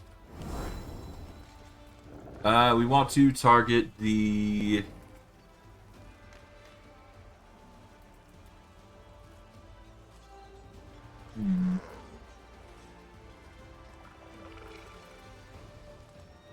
I guess the Swarm is the most dangerous, but the Glabrezu is also equally dangerous, so we'll target him. All of them in their own right is dangerous, to be fair, so...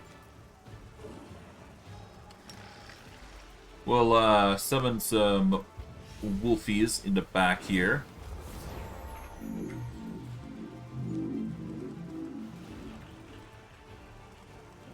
We'll send the wolves out. To be a distraction, at least.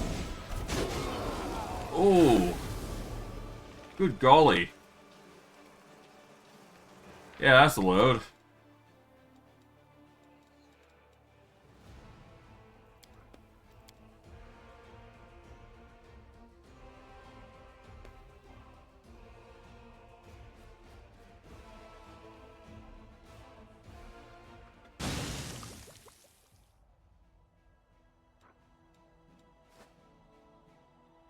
I mean, I guess I could actually load on the autosave. There's no reason to not, right? But yeah, no, that's nasty.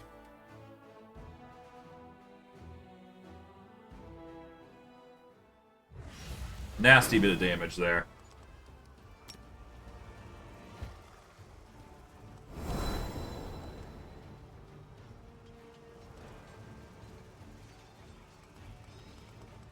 But still, the Glabrezu is the target that we want, so...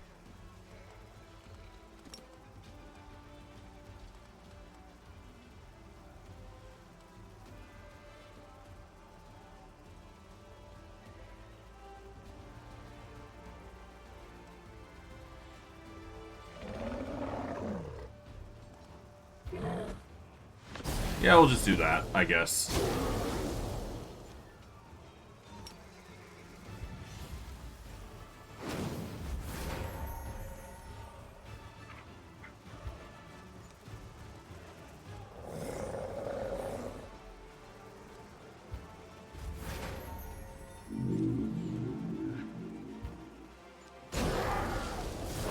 Well, the dragon was a good distraction at least, so that's good.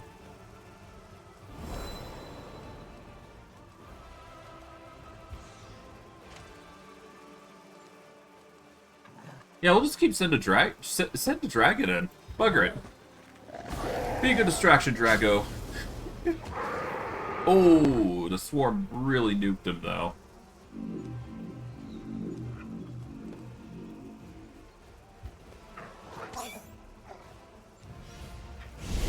And that's... our archer's gone. Okay. So yeah, the moment the Vivisector swarm goes in, we're basically lose. So that's a, not viable for what we're trying. Which is unfortunate, but not too surprising. Alas. The enemies are just difficult. That's just how it comes down to. But I was expecting that we were going to have issues with this defensive formation anyways, so it's all good. We'll return defensive formation B back to Lands of Watch until we can at least get some more forces going. Let's see. Offensive B, we're going to we're gonna send you over to this demon army here. So we're just gonna march through here. Then we're gonna quickly march across.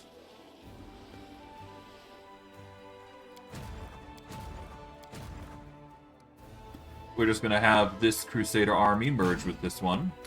There we go. No armies, but that's fine. Before we do enter the Bone Hills, we're gonna save, and then we will enter. I'm sure there'll be something good here.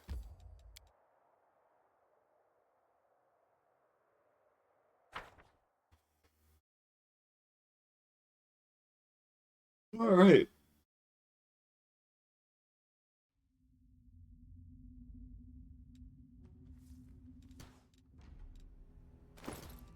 Alright. 65 AC. That will change immediately with a mage armor. Now, if I'm not mistaken, this place holds some of the pieces that we need for the puzzle. If I'm not mistaken.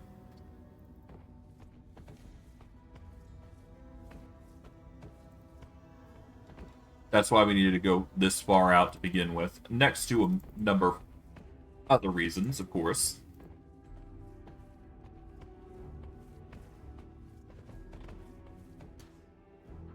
But of course, the Vrolkai Chief Assassin is also an option.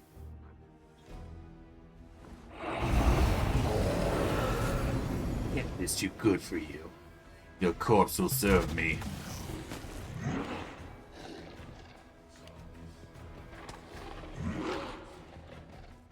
Fortunately, the Nabasu have yet to realize that I'm a very dangerous individual.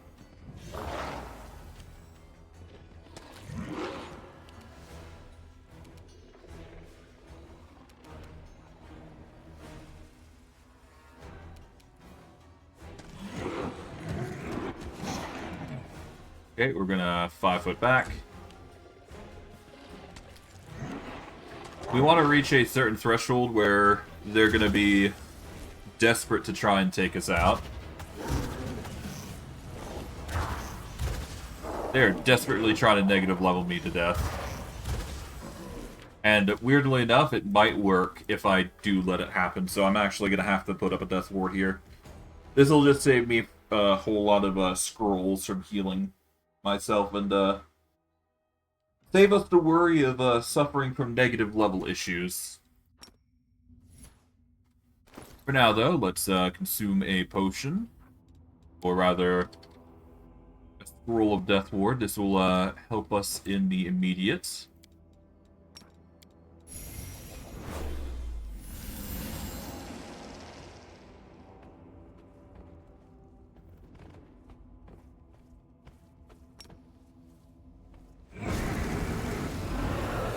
Okay.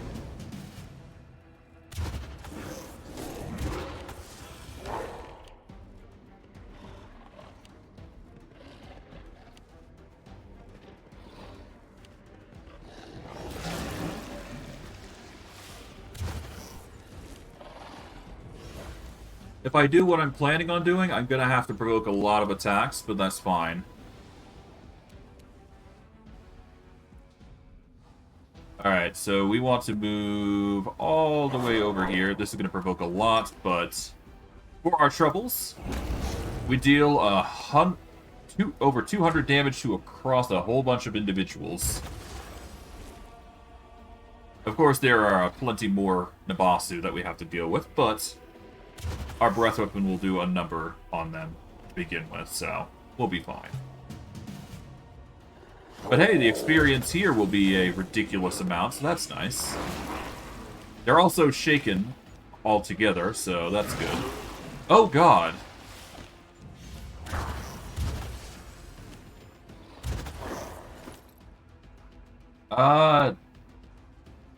Wait, hold on.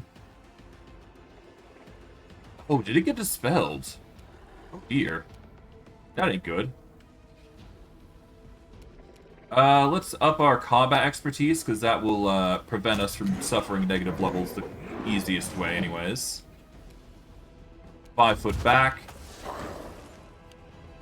I wasn't expecting us to suffer that much, huh?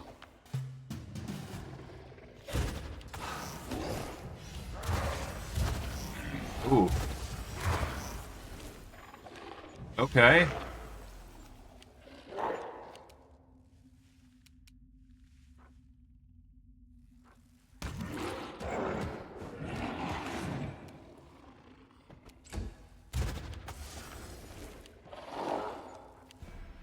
Yeah, really lucky with their touch attacks. I'll give them that.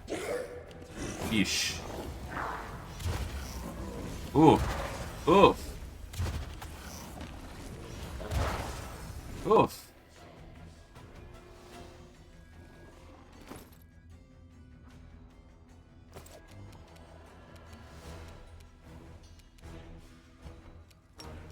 Alright, well. That guarantees a lot of kills at least.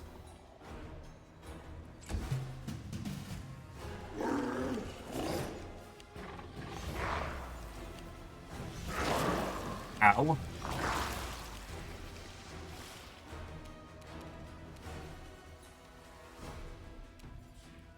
Okay. We're gonna 5 foot here. Okay, from here we are going to use...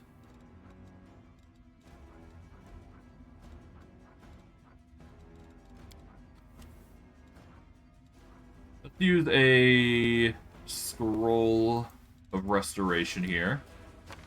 No, even better. Equip a wand to heal.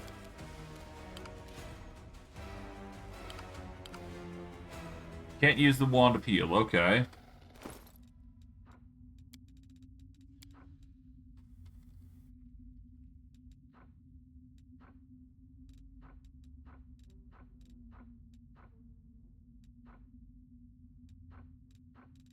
Where is it?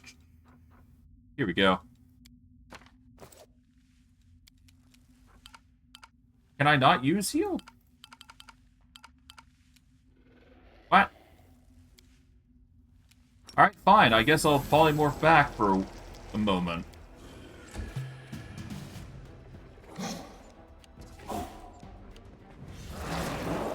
Ick.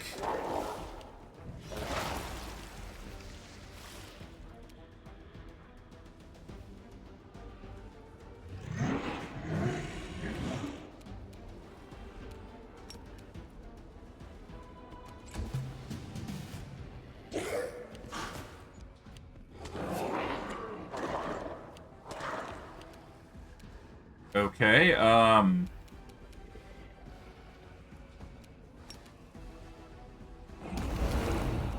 Here we go. That's another bit of experience there.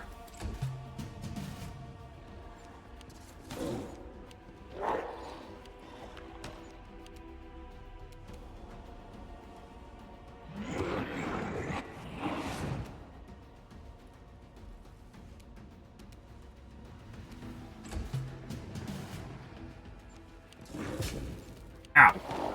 That's another crit. And now we're in a rage, damn it. Well, that's gonna be death for us, that's for sure.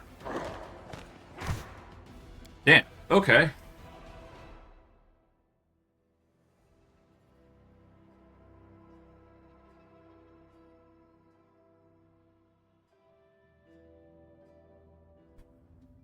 Okay, so,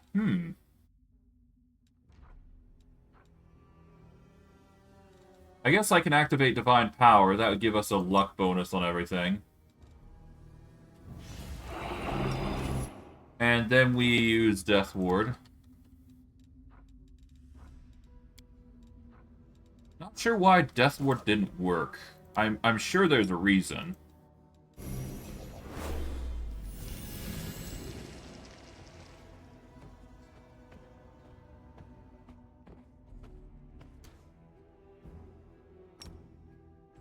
Let's do this. Oh.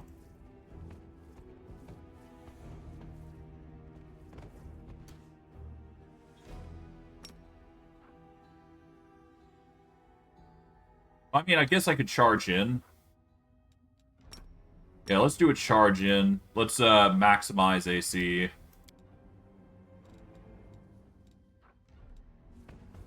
Let's hope Death Ward will be still active.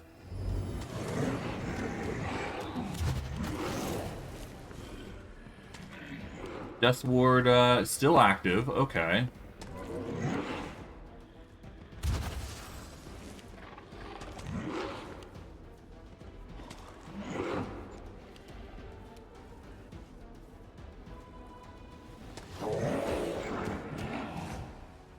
Okay, 5 foot. Closer to the Volkai Chief Assassin.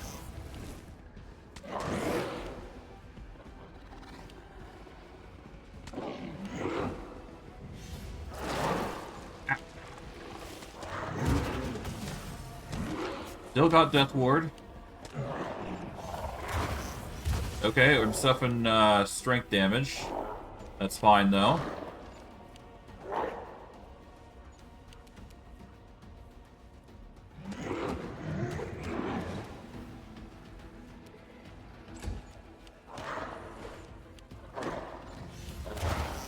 Oof, oof. Stop with the strength damage. Oh!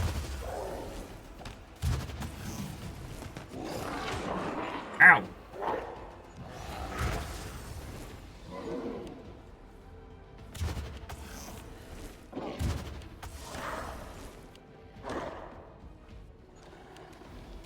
Okay. 5 foot. Bury everybody in a sizable breath weapon. This should be enough to take out the boss, at least. There we go.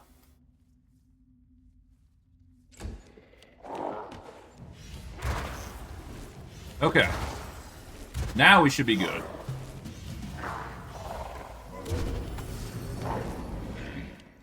The Death Ward has been doing its wonders, so that's good. We'll 5 foot here. Breath weapon him with fire. There we go. That'll get a few kills off. Ooh. Oh.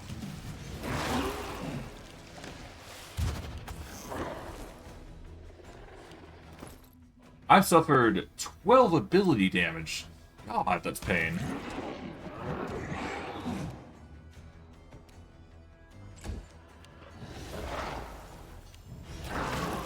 Ow. Could you stop attacking me with that? Damn.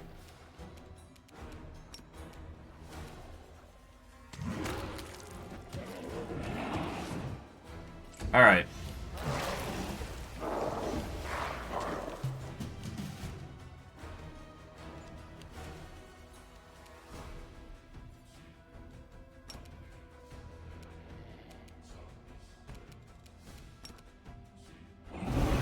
There we go. Gold Dragon. Oh, sneak attack. Not a fan. Wait, don't I have... Yeah, I have Sense. Blind Sense.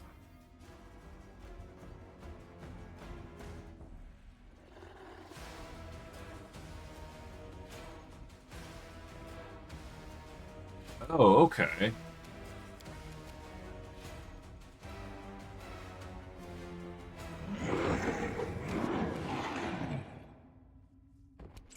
I see.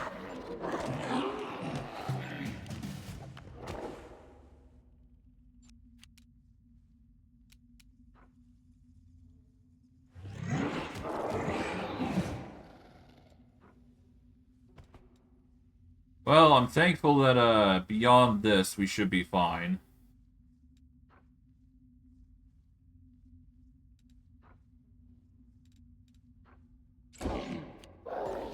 Yeah, so aside from them having, like, absurd to hits...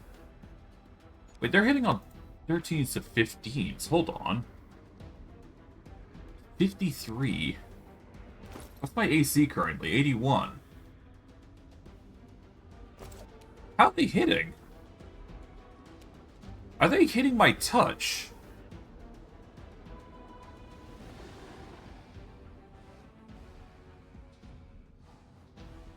Huh. No, they're hitting my flat-footed. How am I flat-footed?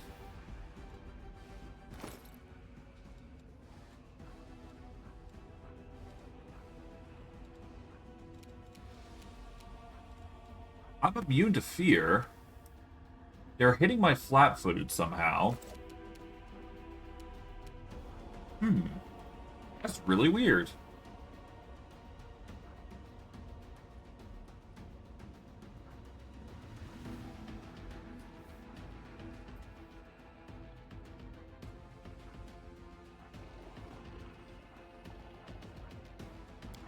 They can't really flank me either, so I'm not sure how they're doing it.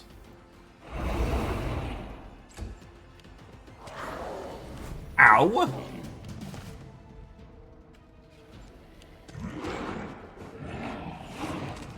Well, I guess that's just it, then. Damn. I keep going until I die, then. That's another. That's GG. Huh. So they are hitting my flat-footed somehow. And because of blind sense, I can't actually benefit from targeting them, so I do need tremor sense. So unpolymorph here.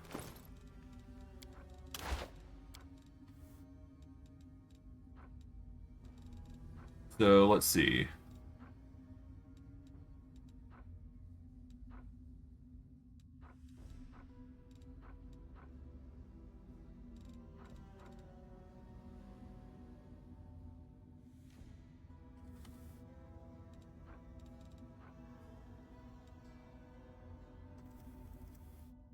Okay, let's go by type in ascending order. No, not type. Price in ascending order, rather. Alright, let's do the whole buff thing. That's probably going to be necessary here. I wasn't expecting to use it.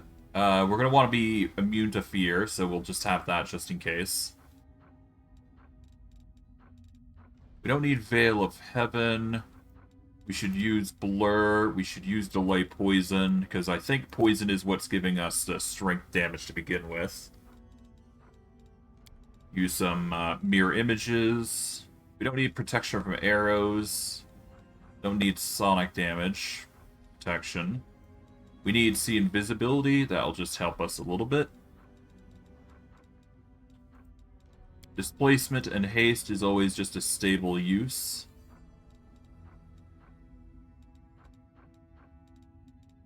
False Life should be necessary. Death Ward, absolutely. Stone Skin should help us deal with the damage, or excess damage that we're suffering. And we'll use Greater Heroism here, just to give us a bit of an oomph to our attacks. That'll help us a little bit. And where was it? Here we go. Echolocation. That should cover all of our issues. Then we use this. Do we have Mage Armor on? We do. We will activate Bit of Fun here, just to give us a bit of an edge here.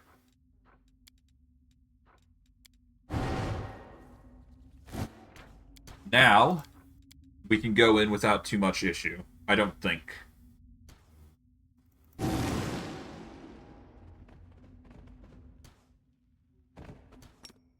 Okay, charge in.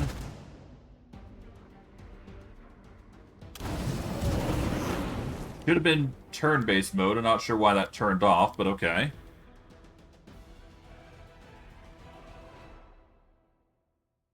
That was really weird, but okay.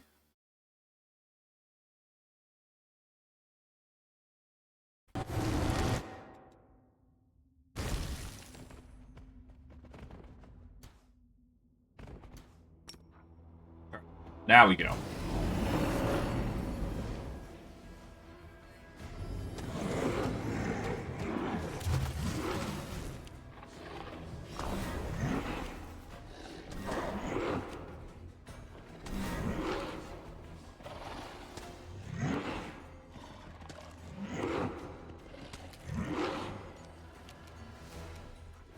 All right.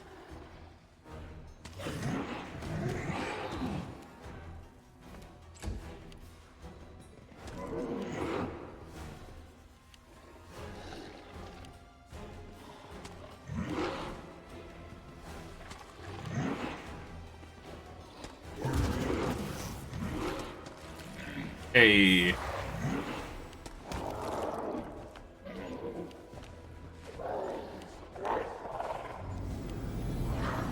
But yeah, the tremor sense is what's saving me now.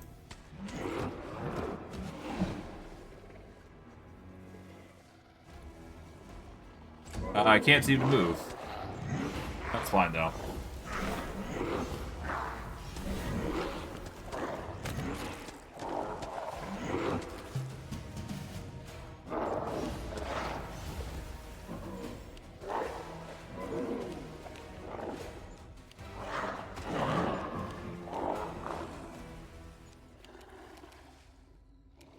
Okay, can't seem to move, so...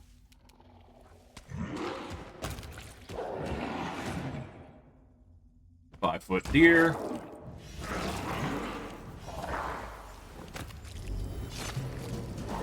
A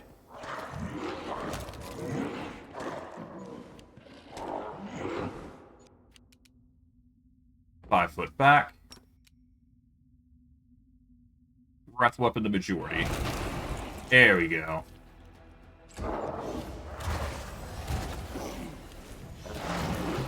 Enervation won't do jack against us. We'll focus on the Grown Nabasu here, then we focus on the rest. And because we've done it the way we've done it, we should be fine.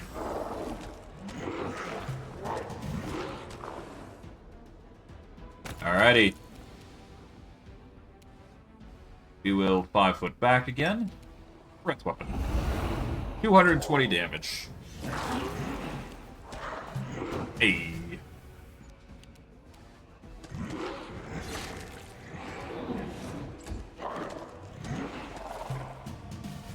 Hey, the stun. Stun goes hard. There we go. Alright, for our troubles, we get 4 daggers and a whole bunch of stuff here.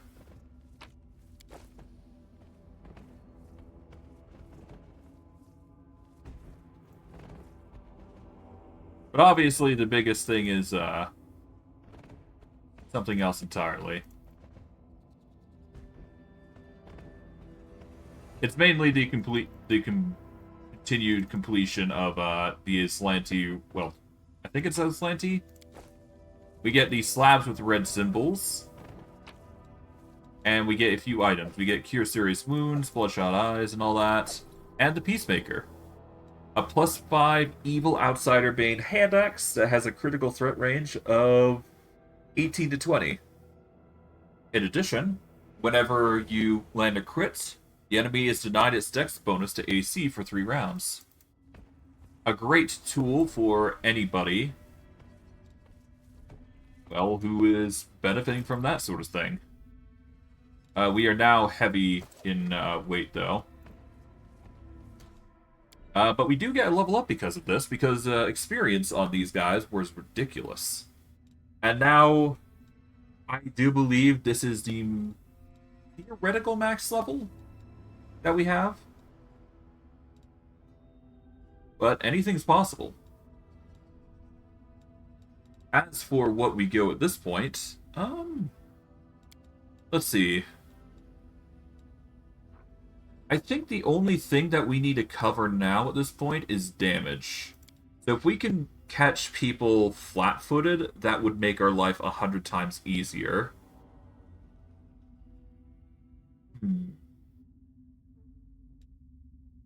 We already do, actually, now I think about it. So I think in this instance, we want to go rogue. Or at the very least, we want to go some sort of class that has sneak attack. Now, if we go rogue, we get access to rogue talents and all that. And that'll allow us a few more tricks up our sleeves to help us overcome certain threats.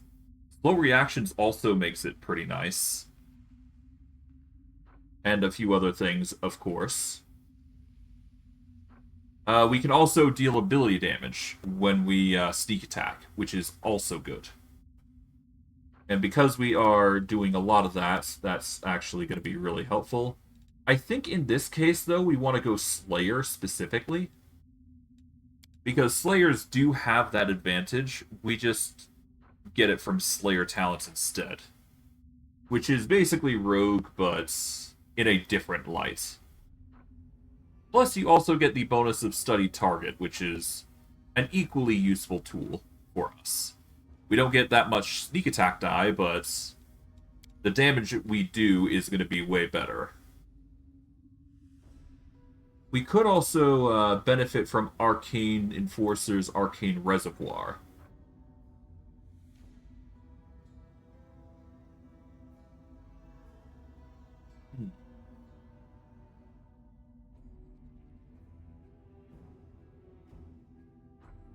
No, do I go this route?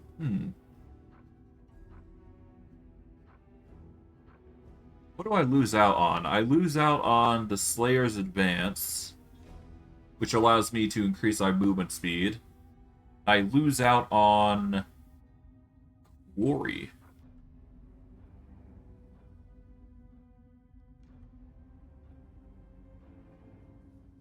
A character can, as a standard action, denote target. I don't really want to use standard actions, though, is the thing.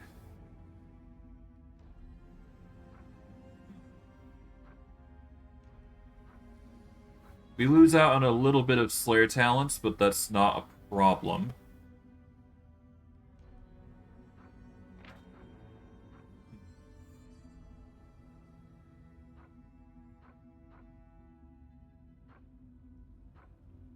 I mean, it's a good excuse to get wooden flesh and increasing our dimensional slide ability. Nah. Let's see what else there is. Deliverer.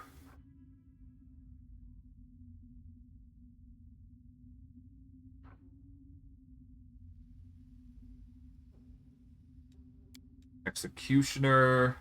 Here we go.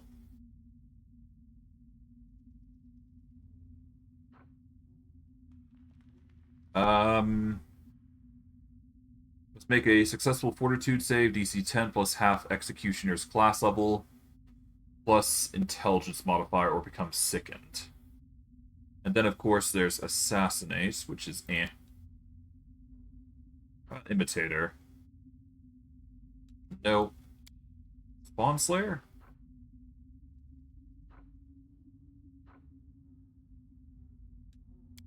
Stygian? Nope. Vanguard.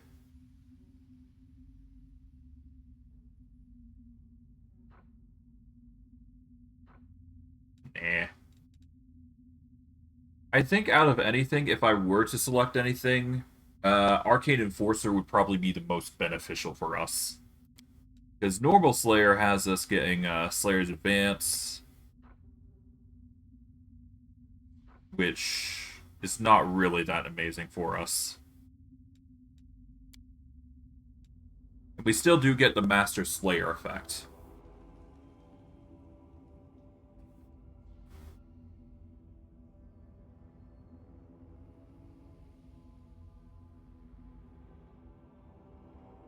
Yeah, having a Saber die is pretty nice. We'll lose out on 2 Slayer talents, but everything else is pretty much good.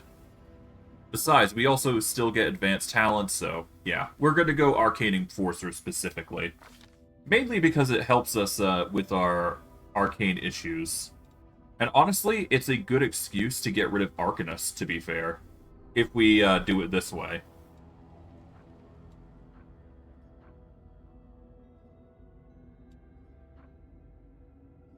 And the reason we're immune to fatigue and exhaustion is because of the lame perk, I do believe. We're classified as a level 24, so that's nice. Not sure how we're classified as level 24, but I guess it just works. But yes, because of Arcane Enforcer, we can choose a new ability. I'm going to go with Wooden Flesh. That seems like the most stable choice because it gives us a natural armor bonus and a DR slashing, where N is equal to our charisma modifier. So having DR and a +2 to AC whenever we want to trigger it ain't a bad thing. And hey, worst case, we can always choose something else as well. We can also use the consume spell class feature as a swift action instead of a move. But yeah, we're gonna take wooden flesh here. Let's see, 22, 21. We'll just increase our dex by a point. There we go. And let's see, where do I increase here? 27. 27. There we go. Now I just need to see if that's the last thing. Thankfully, it doesn't seem like our experience has stopped leveling. I don't think. 2, 4, 8, 1, 5, 5, 10. 2, 4, 6. Okay. 0, 0, 0, 0, 0.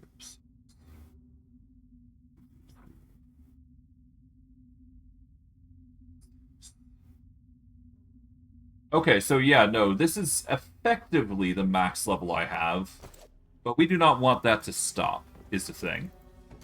We want to keep going with the levels. I want to effectively scale this as much as ridiculously as possible. So that now that I'm at this point, let's see. I do believe there is a way.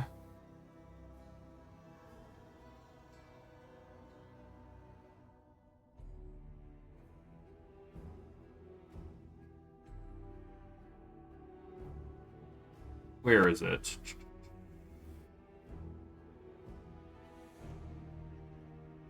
I do believe there is a thing that lets you level past the limit.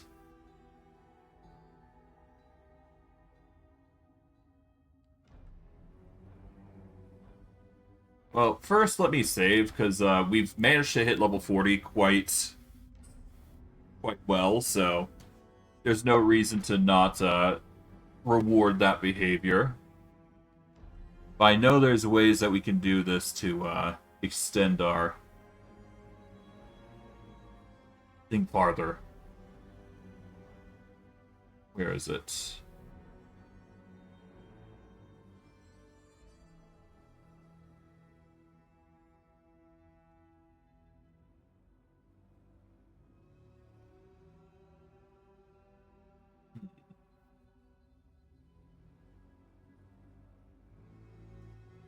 I mean, I guess it is in level up, wouldn't it be?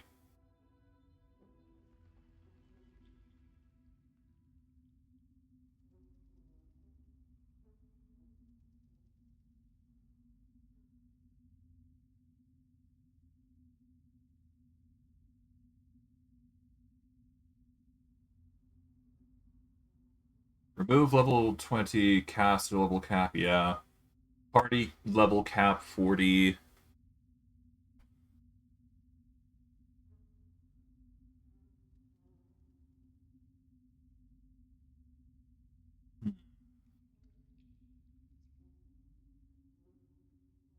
Is there no way to extend this farther? Allow levels past 20. I guess that's the trigger here?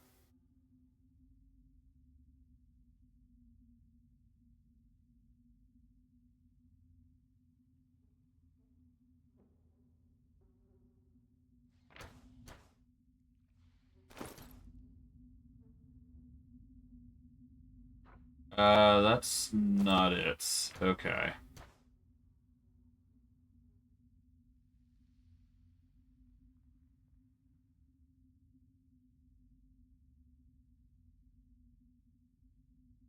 Okay, no, that's not it.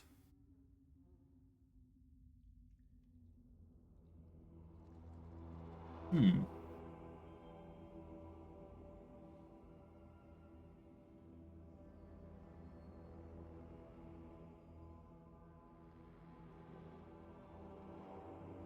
You have to forgive me, I'm trying to figure this out. I don't think there is realistically a way that increases it beyond the level 40 cap. Let me do a quick Google search, because this does matter for our playthrough a little bit. Alright, let's see.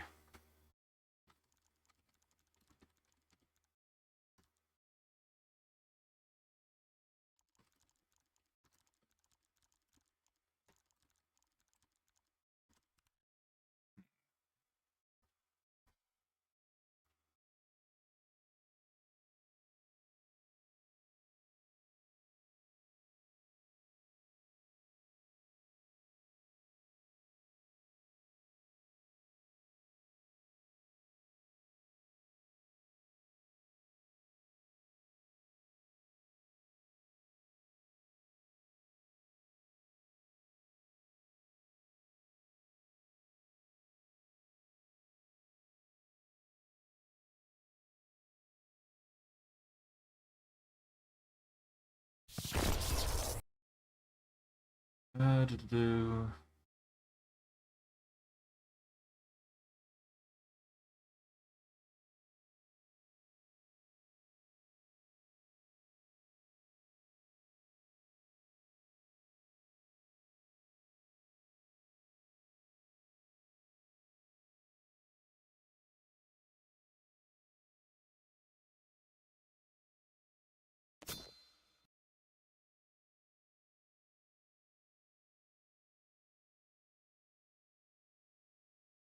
Hmm.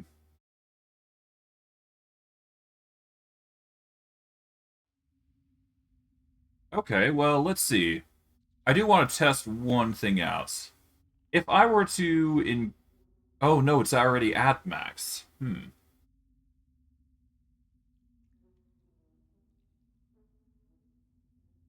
So what happens if I... Oh, no, I can't go any farther than 40, it seems. Okay. Multiple classes on level up at this point.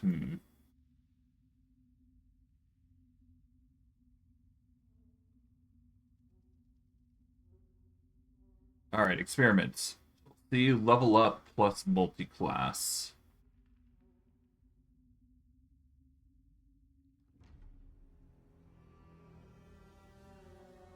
Hmm.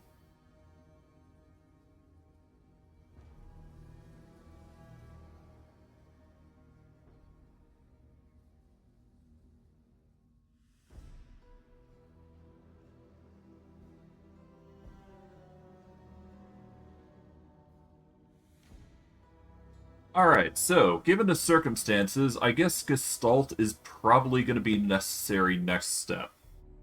So I'm going to have to figure out what I'm going to be doing here. So if I select... Yeah, I'm going to have to figure this out, aren't I? Well, you know what? Here's what I'm going to do. I'm going to leave it alone for now. We're going to assume that level 40 is the cap right now. We'll turn this off for now. And you know what? I'm just going to load this just so it's a fresh save, just in case things bug out. But it does seem like there is a hard cap. I'm going to see if I can't fix that in the future so I can escalate things to even more ridiculous levels for you guys. Because leaving it at level 40 is kind of boring, don't you think? But, yeah, no. Normally, Toy Box will not allow you to go past level 40, which, you know, makes sense, to be fair. But we've got so much more content to go through that, it kind of makes sense that we need to unlock a few things. So I'm going to have to look directly through the game files to help increase that value somehow. But alas, we've made some significant progress. I'm going to have to alter a few things here. But what we're probably going to end up doing is we're going to open up, or rather, quote-unquote, unlock Gestalts. So that's what we're going to do. This does mean that I'm going to have to probably abandon a whole bunch of classes a little bit. So we're probably going to lose things like... We're going to have to respec, basically, but that's perfectly fine. As for where we're going, I guess we want to go back here. How is movement looking? Defenders are fine. Defensive's fine. Units are fine. Okay. I guess we'll go to the final veil here. We will enter this location.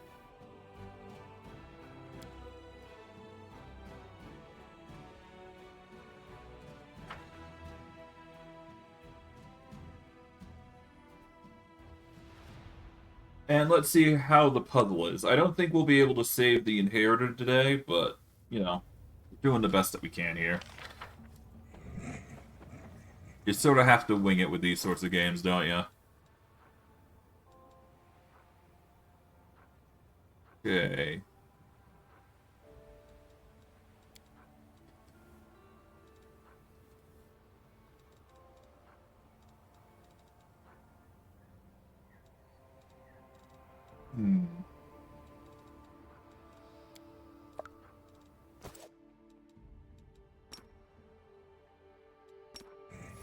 Definitely gonna have to alter a few things, though, if I want to get way stronger.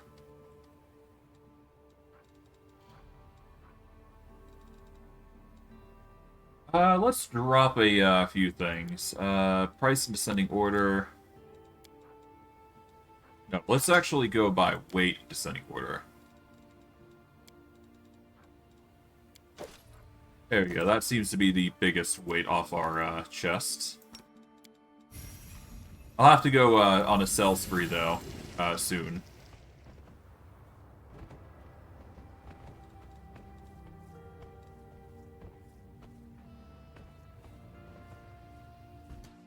I should definitely use mage armor, though, just to keep myself safe.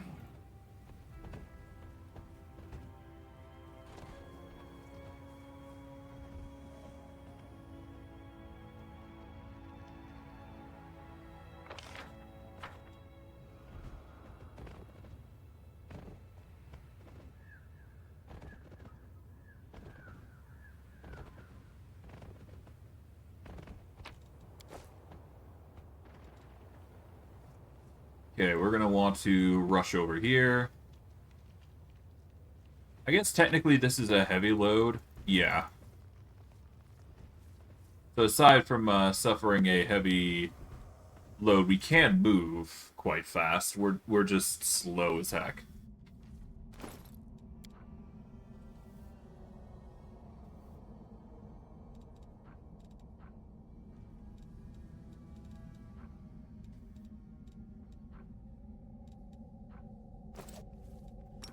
Let's quickly activate Expeditious Retreat. Oh.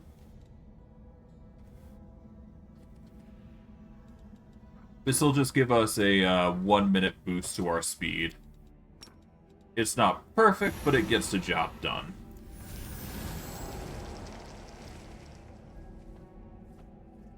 But here's what I'm probably going to do. We're probably going to go with Gestalt, obviously. We'll use this as a chance to choose certain things that will allow us to level up a little bit. Whether it works or not, I'm not 100% certain, but we will try all the same. Alright, let's drop the weightiest stuff.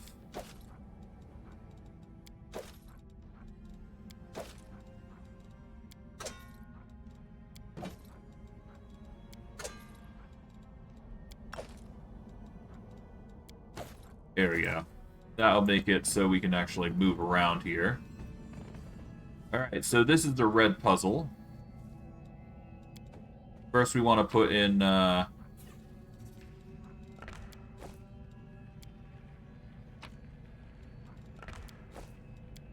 Here we go.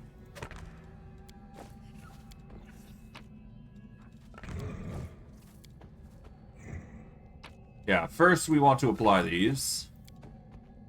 Because these do matter. And then, of course, we got these. Okay.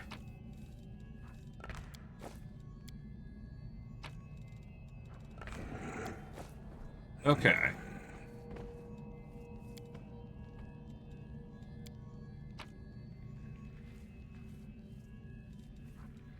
So I guess that goes there.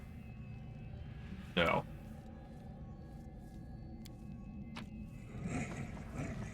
Or is it this?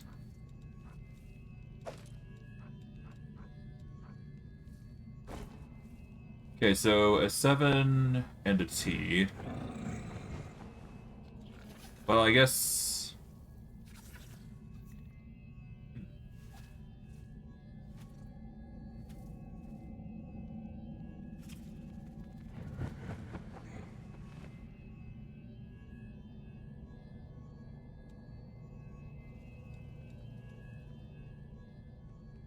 Hold on.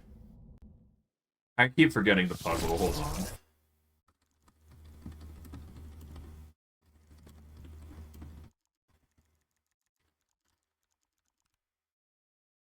Okay.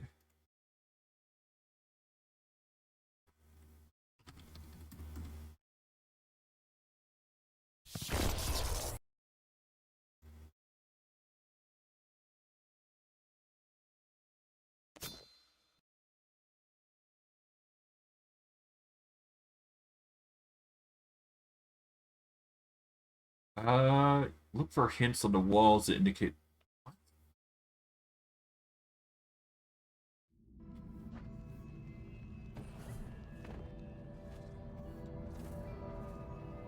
Okay, yeah, this is always a, doozy of a puzzle.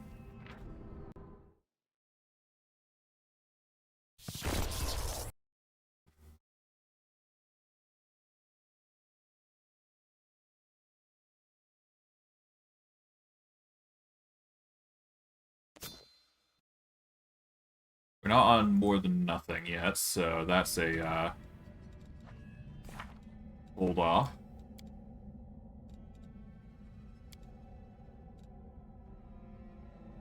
The Secrets of Creation.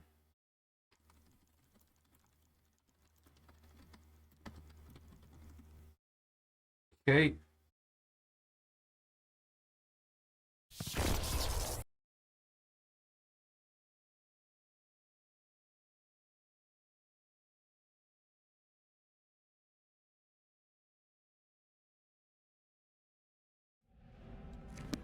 Okay, so starting off, we want this to be 7-7.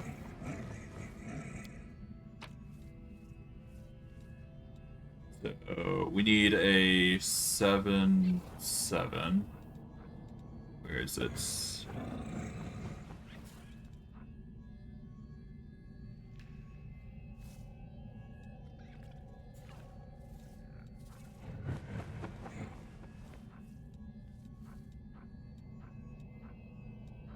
Here we go. Okay, so 7-7. We're looking for an A with a curve and an H with 2 holes.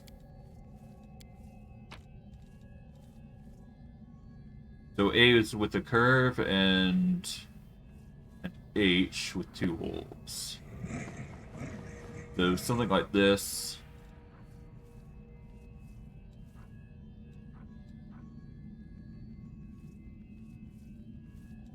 So this would do.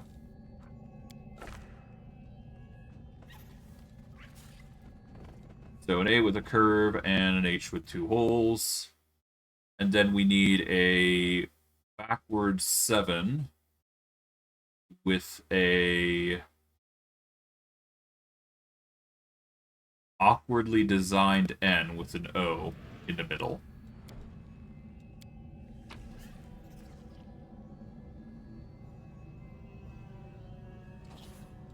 So this. There we go.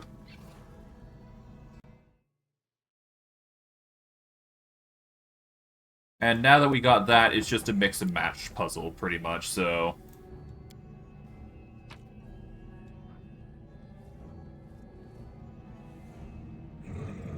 So we need something like this, I guess?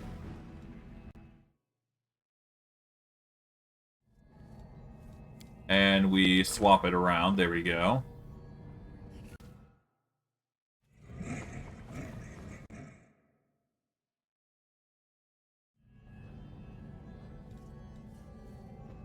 And then for this, we do the same. Except we want to use a 7 for this.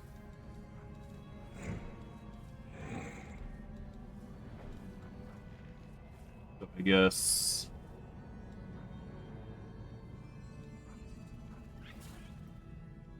Here we go. Use this. We swap it. And then we do a 7 something here. Well, first, obviously, we get the H here.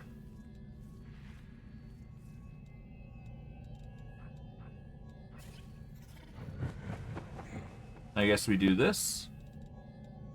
That's the only one left, really.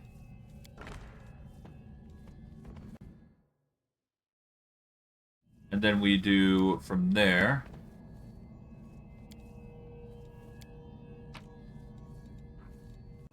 The H goes into, well, that weird T-looking thing goes into an A, so this.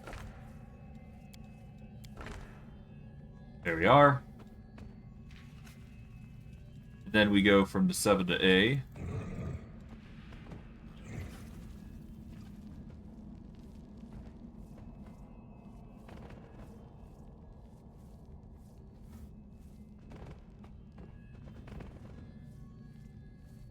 There is symbols on the walls, to be fair. There is this, which seems to be A7X something, but it doesn't really give us much to go off of.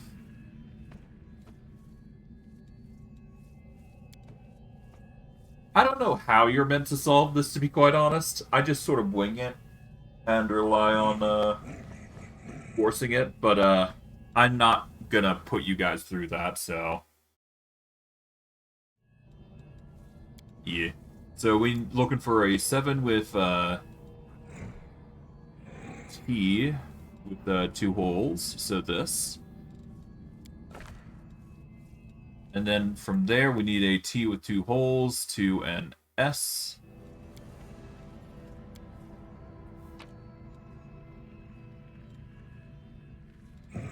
Into this. And then we do the S with the A. So this. And from here, same premise, S into 7.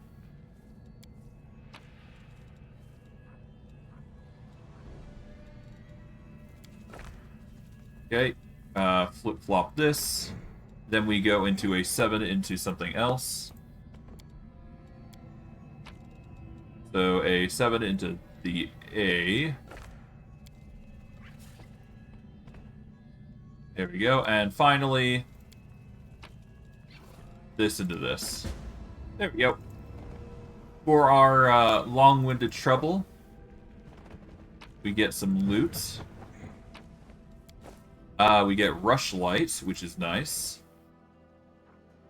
It is a +5 Radiant Nullifying Fall Shard, which, if you successfully charge an enemy, you gain spell resistance equal to 11 plus your character level for 3 rounds. For us, that's a ridiculous 51 spell resist, which in of its own right is insane. But I digress. We'll grab everything, head to the Heart of Mystery. Unlocks, things. Okay. But that's, one area dealt with. Let's, go into the core of the riddle now. See how we fare there. But you know what? I guess we're doing this. I don't think we have all the tablets, but if we don't, that's perfectly fine. We can always just come back here later.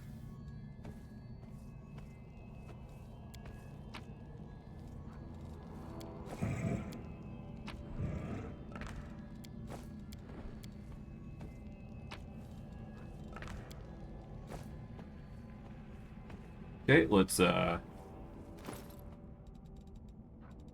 lower our weight.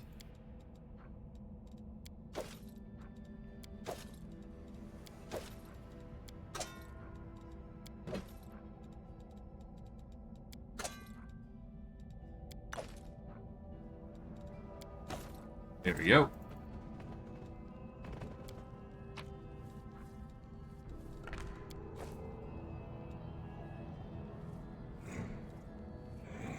Now, we got a number of things that we can do with the tea. But, I guess on the wall there is, like, hints. So this would be to a... So, an A into a 7. So we want this to go into a 7.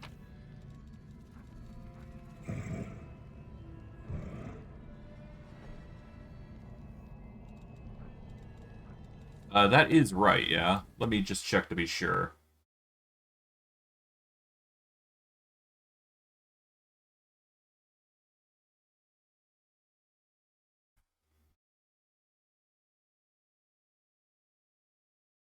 Huh.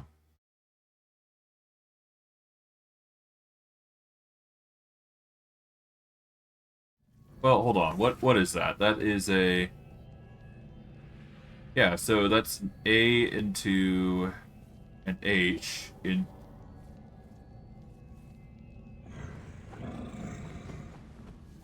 Okay, that doesn't really answer anything.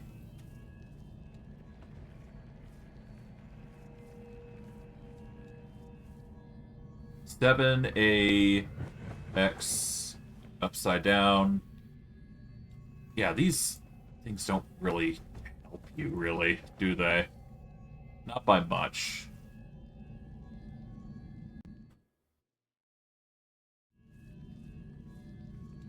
But I guess this is the 7 with 2 holes, so...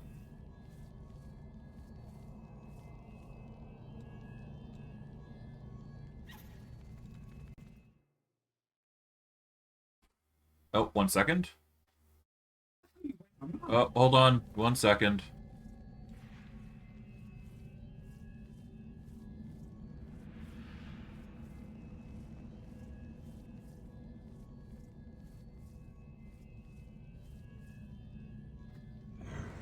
Alright, I'm back. Let's get back into things. Let's see. I guess it'd be these. This, I guess. Not sure whether that's right or not, but I'm gonna have to go with my gut here. And then we need this into a 7.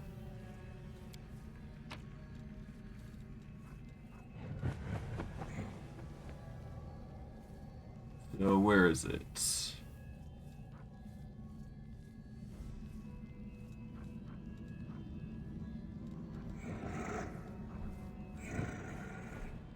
Okay, yeah, this into... Nope. This into a 7. There we go. And for that, we just need to...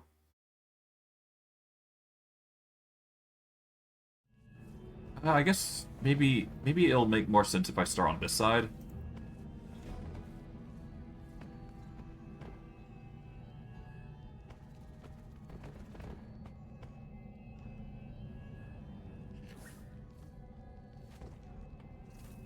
I guess I can polymorph out back here. Well, no, I can't because, overweight.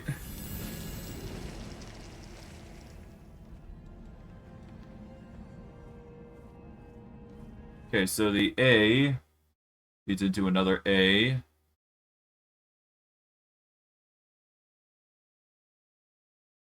Okay.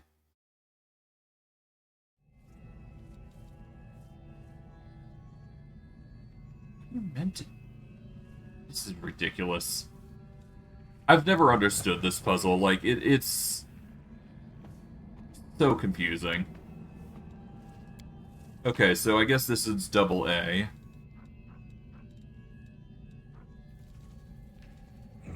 So we're looking for something like this. There we go. And then from there... Oh, no, wait. The double A is actually a step further. So we actually instead want... What? We want an S. So an A and an S.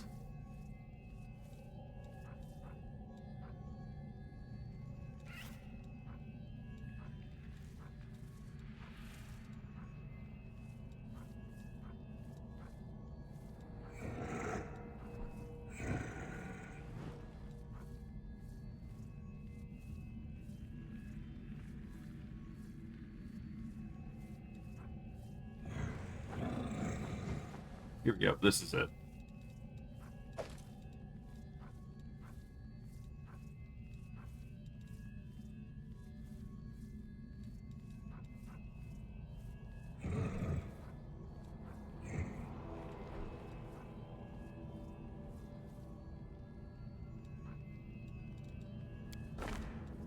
Okay, and then we swap. There we go. And then we put the S, or the A and A here.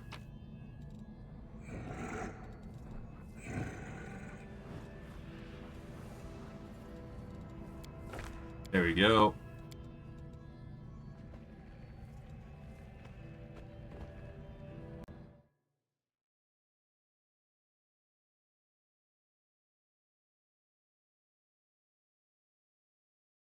And because of this, I can do the same thing here. So, A and something here. That's, well,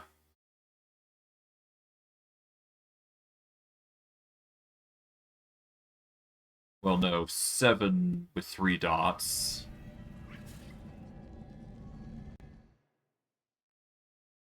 How does it get to an A, though?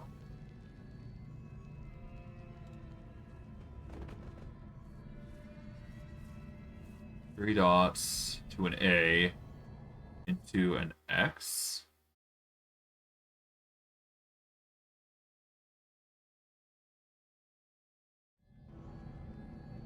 Yeah, doesn't make sense. There's no real good clue about these symbols. Unless I'm missing something. I know that... God damn it. Alright, S into S. So select the slab that puts S into S.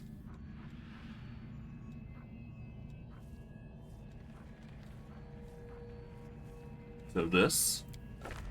And then we put S into the 3.7. Or the 7 with 3 dots, rather.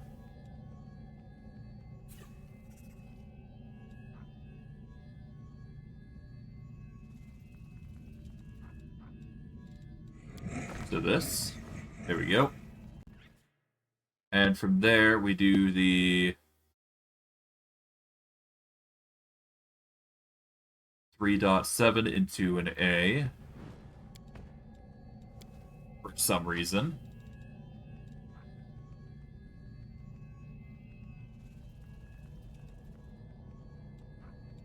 So this.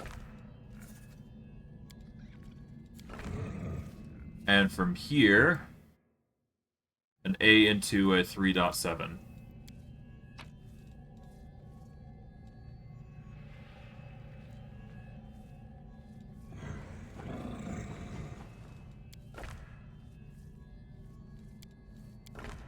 Okay, swap those. There we go. And then there's clearly some pattern to it. I just don't know how to do it. Okay, so for this would be an S into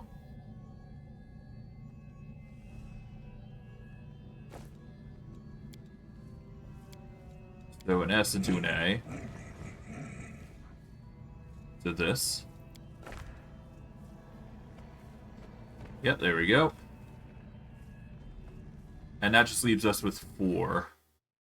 So an A into a 2.A.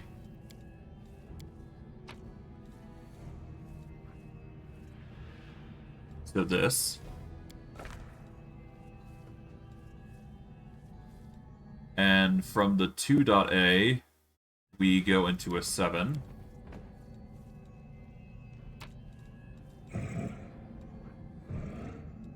This. And then into the 7, we go into a 2.A.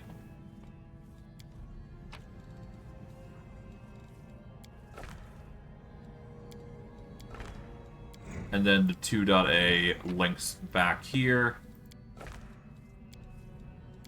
There we go. That's the second puzzle done. But before we leave, we do need to secure our treasure. We get a flaming star knife. We get a few potions. A nice tidbit of items. And we can go back to the Heart of Mystery. And off we go. That's 2 of the 4 puzzles done.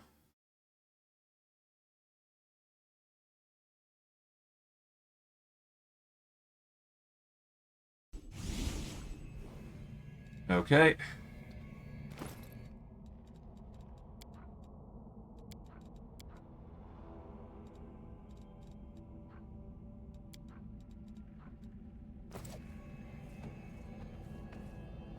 Yeah, it just doesn't give you the right information you need, which angers me even more. I don't know. Just a weird situation to herald it out.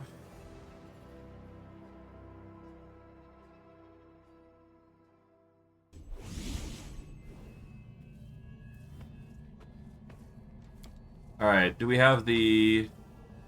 No, we don't have everything. Okay. I was wondering about this, but thankfully it doesn't... Well, not thankfully, but... Yeah, no, it doesn't seem like we got everything available to us currently, so... I'm not too surprised.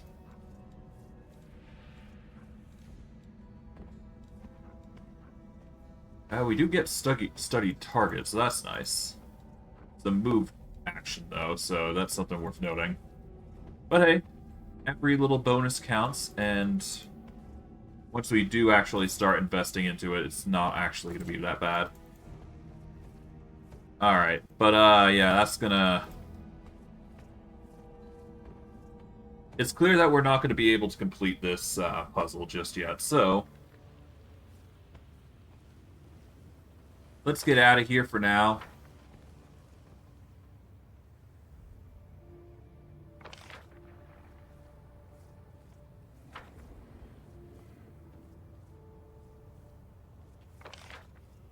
And yeah. Yeah, so we need one more bit of the puzzle. And then we should be good. It's somewhere out in the world, so it's not like it's a huge ordeal to find. Just annoying, if anything.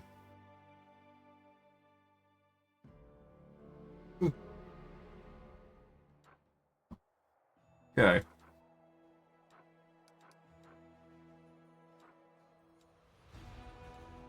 I think it's high time we go back to Dresden. We'll go from there.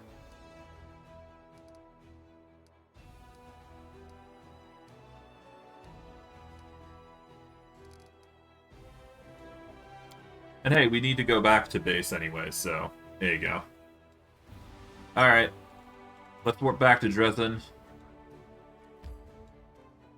Let's, first let's manage to see what's up, and then we'll enter proper.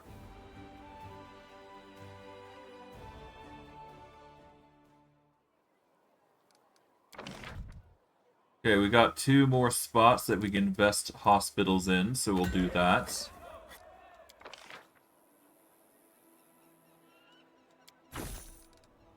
There we go. Just maximize the amount of hospitals just to help us out.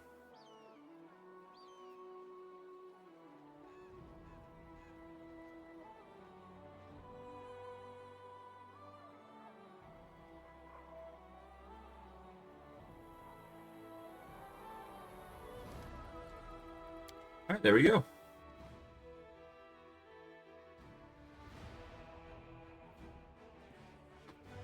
Let's enter into the base and let's do this. See what edicts we've gone through.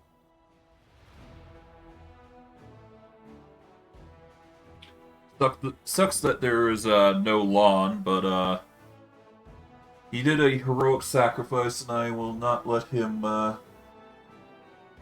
not let his actions be in vain.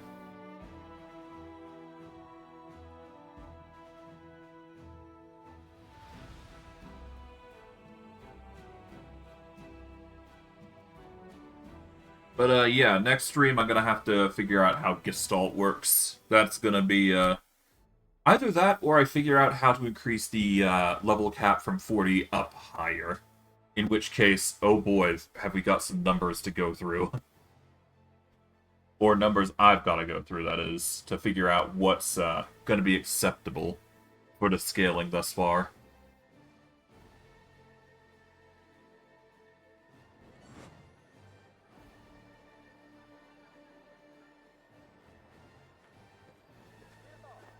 Alright, we're back.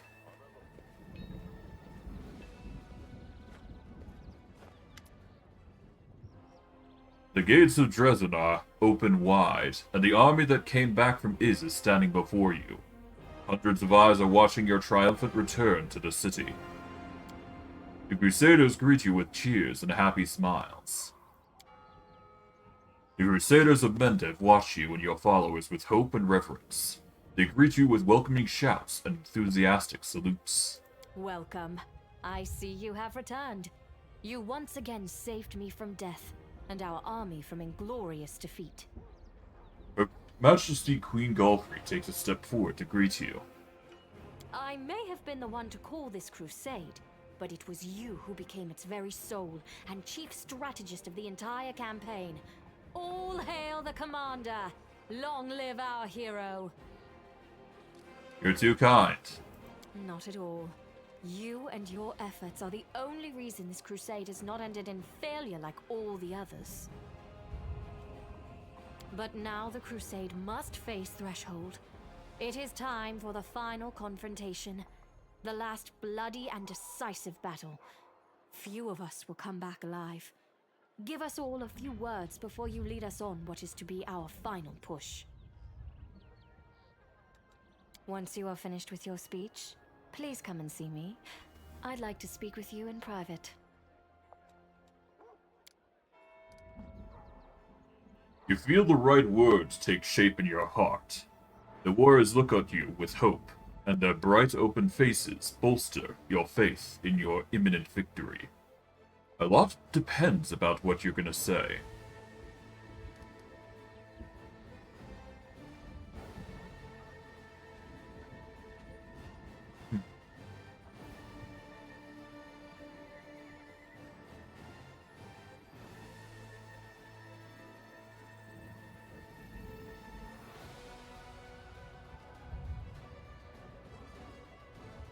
My mentor told me I had the soul of a gold dragon. But standing here, I feel there is a spark of dragonhood in each and every one of you. Nobility and determination will help us win this battle. We'll fight as dragons, defending our land to its final breath.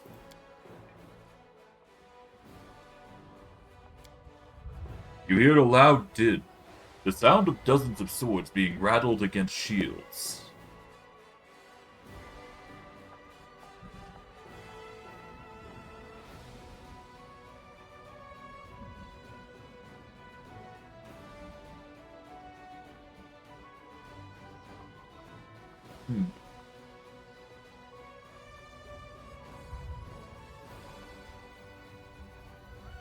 This victory will not... Well... Well, I don't know. After we win, we will be able to devote ourselves to our true calling. Go back to leading peaceful lives, and this includes me. I will leave this place and go where I can learn more about what it means to be a dragon.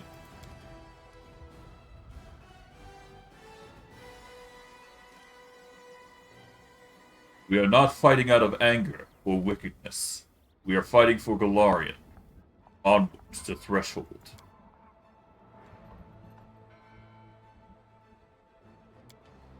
At this moment, you feel closer to your warriors than ever before. The dragons who came from afar to fight alongside you can feel it too. Their sonorous voices are lifted in song, and the hearts of every crusader follows. The storyteller appears out of nowhere, from behind. The storyteller bows. I have chanced to meet a dragon born in the body of a mortal within my lifetime. Incredible. As I listened to you, I knew without a doubt that it was no human commander standing before these warriors. A resplendent dragon. So we will not return after the victory. I understand. Dragons have their own way, which is not like that of other peoples. I hope you will not forget about your friends with their fleeting lifespans, as you start delving into the wisdom of the ages. Never forget you, I'm sure. Naturally.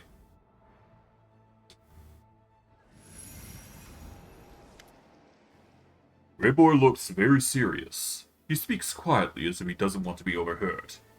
Commander, you and I need to go to a very important meeting. I'd like to tell you more, but I'm afraid I can't give you any further details. You'll just have to trust me. We need to go to the Dry Crossroads. It's not far from Dresden, but you and I will have to go alone. No one else is allowed at this meeting. Let me know when you're ready to travel. I can assure you that this meeting is very important. Raybor gives you a sly wink, and mouths silently. It'll be interesting.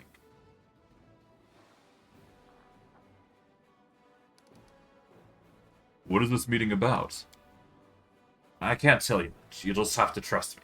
This is a matter of great importance. Raybor coughs loudly into his fist, and his finger swiftly forms a series of gestures used by thieves, assassins, and other silent hunters. His message is clear.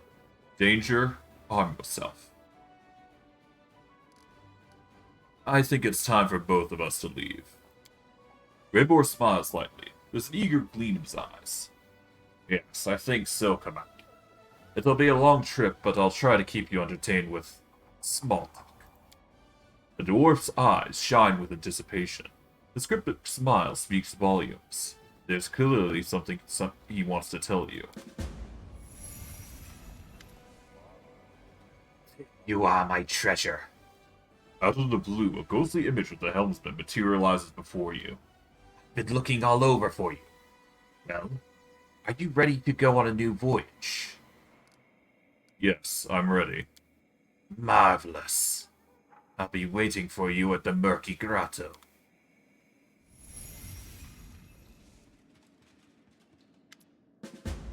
Elon's eyes burn with a feverish light. His face is deathly pale. We failed to unravel the demon's plot and did not save Elon's bride, which, yeah, punch of it is spare. Commander, you have my respect. You survived the Abyss, and that's no small feat. Alright, here's the deal. Thela gets straight to the point. While we were in the Abyss, these folks discovered where the souls are being kept. The ones that were stolen by the demons. Well, I wouldn't say we discovered it exactly. I may be a cleric, but there are limits to my power. Especially here in the World Wound. However, we do know the general location. When I was looking for the souls, I had a vision. I saw a rock that looked like a gravestone, and beneath it was the entrance to a cave. I know that the rock is on the outskirts of the Winged Wood. It was not difficult to recognize the ancient forest. It's been burning for decades in an unquenchable fire started by demons. I'm certain that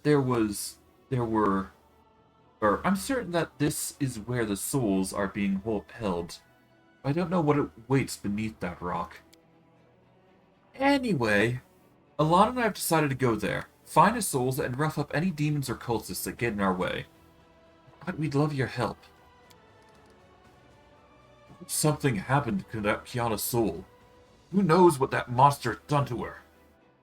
It makes me sick just thinking about it. Lann takes a deep breath and tries to regain his composure. I apologize for my sudden outburst. I'm just tired. Lann, you need to pull yourself together. We've had a discussion before. We spoke together after the tragedy happened. If you want to help Kiana, you can't let your emotions get the best of you. Lann takes a deep breath. I apologize, Commander. It's the second time you've brought me to my senses. You're absolutely right. I'll try to control myself. So you don't have any idea what's inside the cave? No, we don't, but we can guess. Do you remember what, or rather, who started all of this? The esteemed jeweler Derek Sunhammer and his damned trinkets.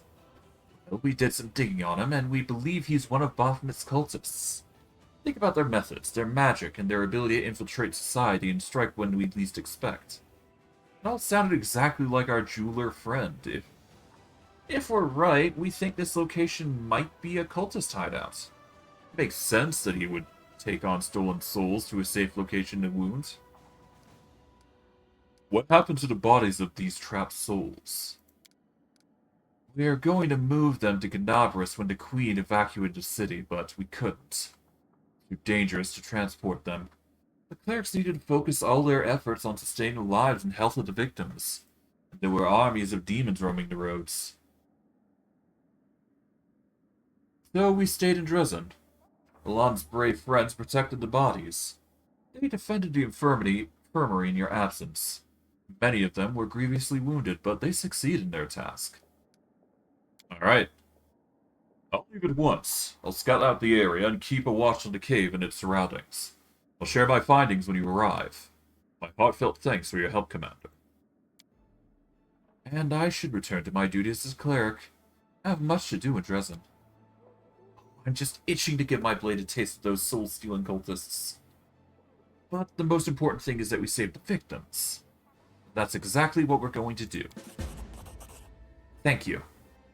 Stein, I just wanted you to know. I really appreciate your help.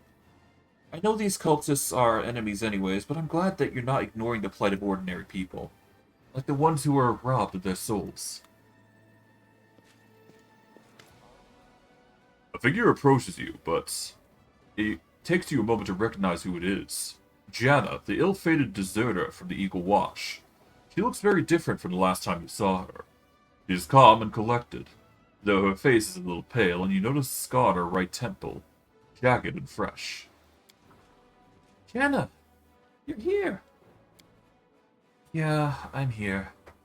Janna falters, then blurts out, Sela, can you be smiling at someone who failed you? I thought you never wanted to see me again. I mean, I'll definitely give you a piece of my mind once we're in private.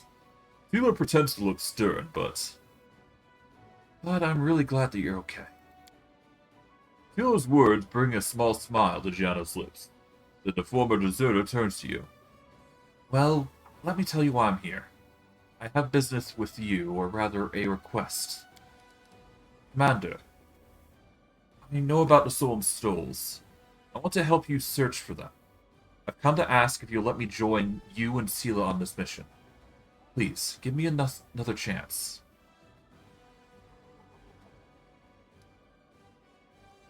We'll discuss that in a moment. First, I want to know how you ended up in Dresden. There's not much to tell. As I'm sure you can remember, you chose not to punish me. You allowed me to go free. So I went to Ganabras. Figured I'd forget all about the Crusades, have a fresh start, but it didn't work out. I heard the news about you and Sela. You descended into the abyss, and well, I couldn't stop thinking about everything I'd left behind. As soon as I caught wind of your return, I hightailed it to Dresden as fast as I could, but when I got here, I just couldn't find the courage to approach you. So I waited outside the Citadel until I saw Lann and Sela. I knew you must have been planning something together, and that's when I realized it was my chance to make amends. I might never get the opportunity to prove myself, so I came to see you. That's why I'm here. Why do you want to join us? Because I can't stand by and do nothing. The entire story began with us, with our League of the Inspiring Cards. Then I got cold feet and abandoned you. And Then you saved me in the Molten Scar. I don't help you now. I feel like I've been written out of my own life story.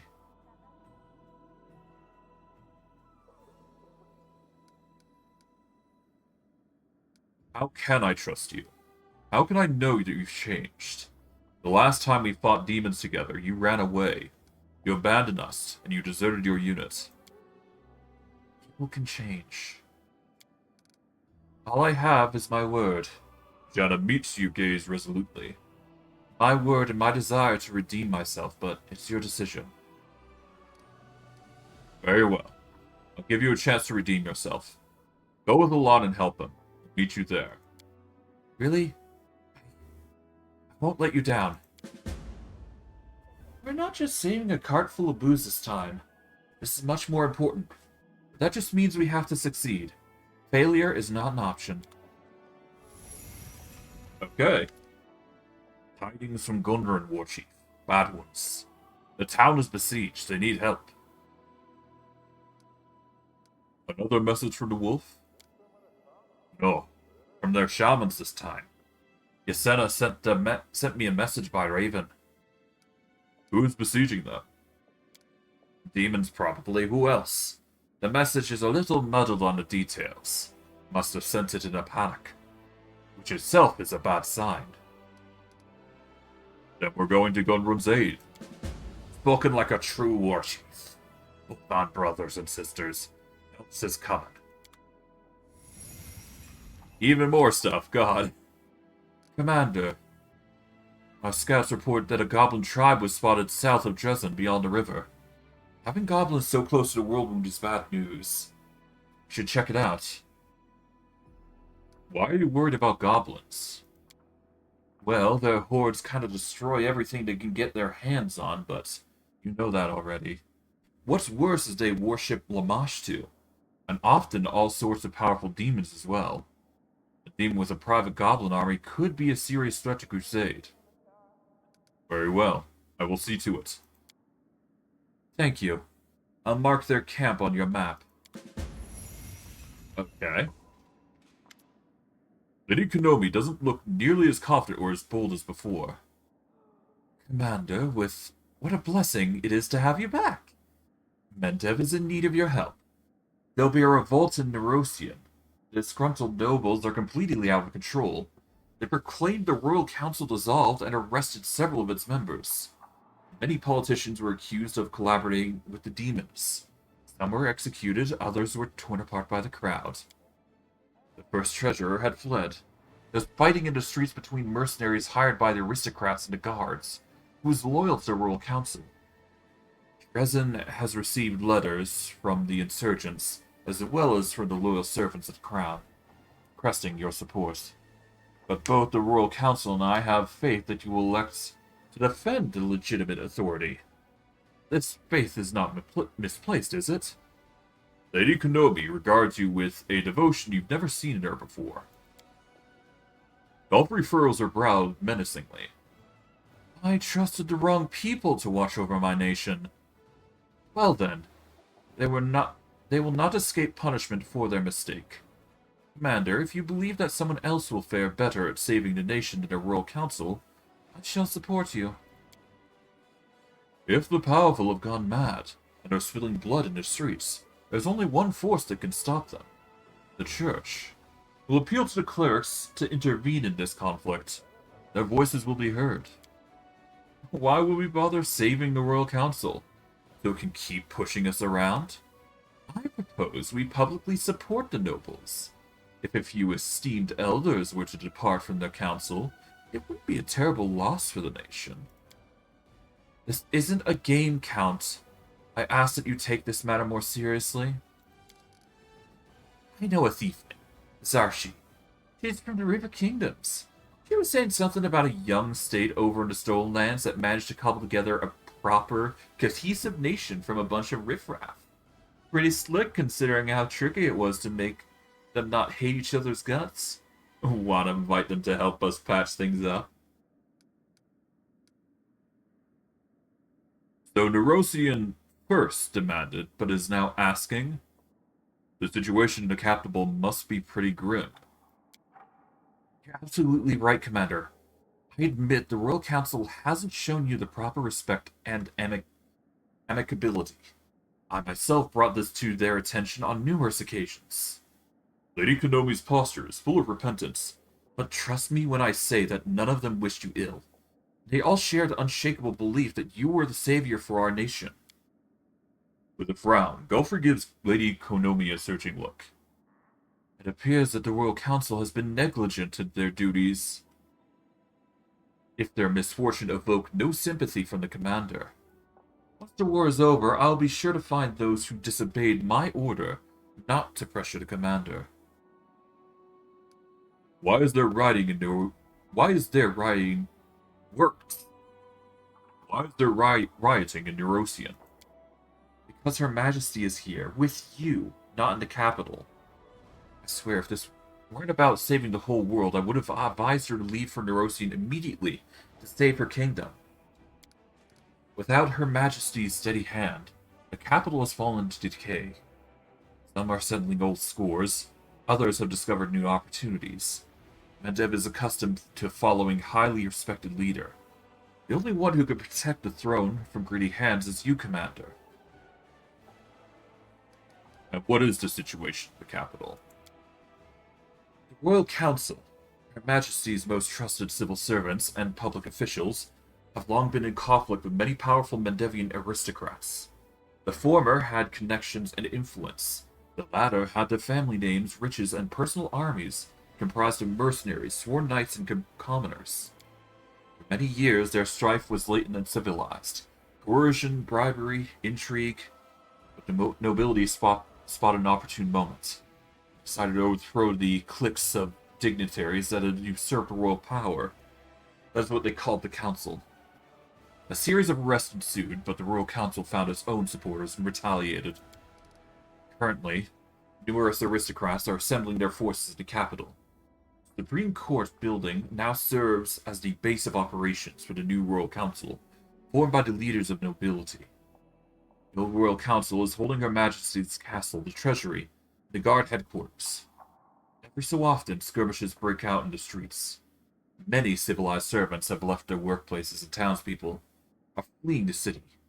The capital is paralyzed.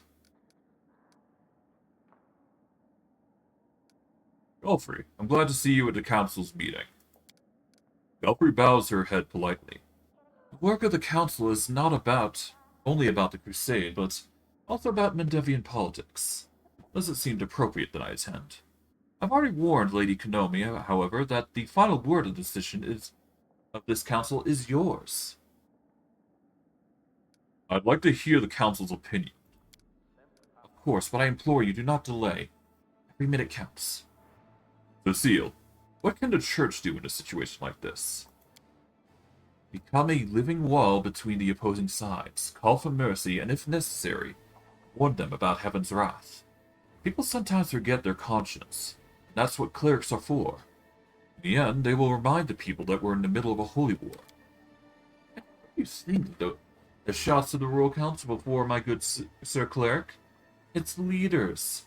The Paladin and Inquisitor. Yeah, its leaders. The Paladin and Inquisitor. In other words, the pious people. Just like the ones you want to ask for help. And Darren, why should we support the mobility? Though before my new Royal Council, it's certainly possible that it'll end up being exactly the same. Hypocrites, bores, and schemers, but firstly, it'll be a new refreshing set of hypocrites, bores, and schemers. And secondly, they will remember who it was who helped them rise to power, and won't demand at every turn that we kiss their banner. Gulfry, who had been staring daggers at Lady Konomi, raises her eyebrows and looks at Darren indignantly, but forces herself to remain silent. You are mistaken if you think that nobles would be better than the Royal Council. They at least knew the boundaries that had been set by the Queen. But a band of nobles who seize supreme power will believe that they are entitled to anything.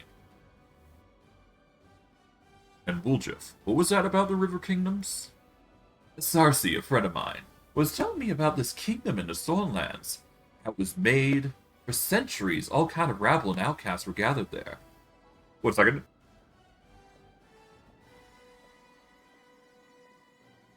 And then a new leader appeared, and the whole mishmash became a solid nation.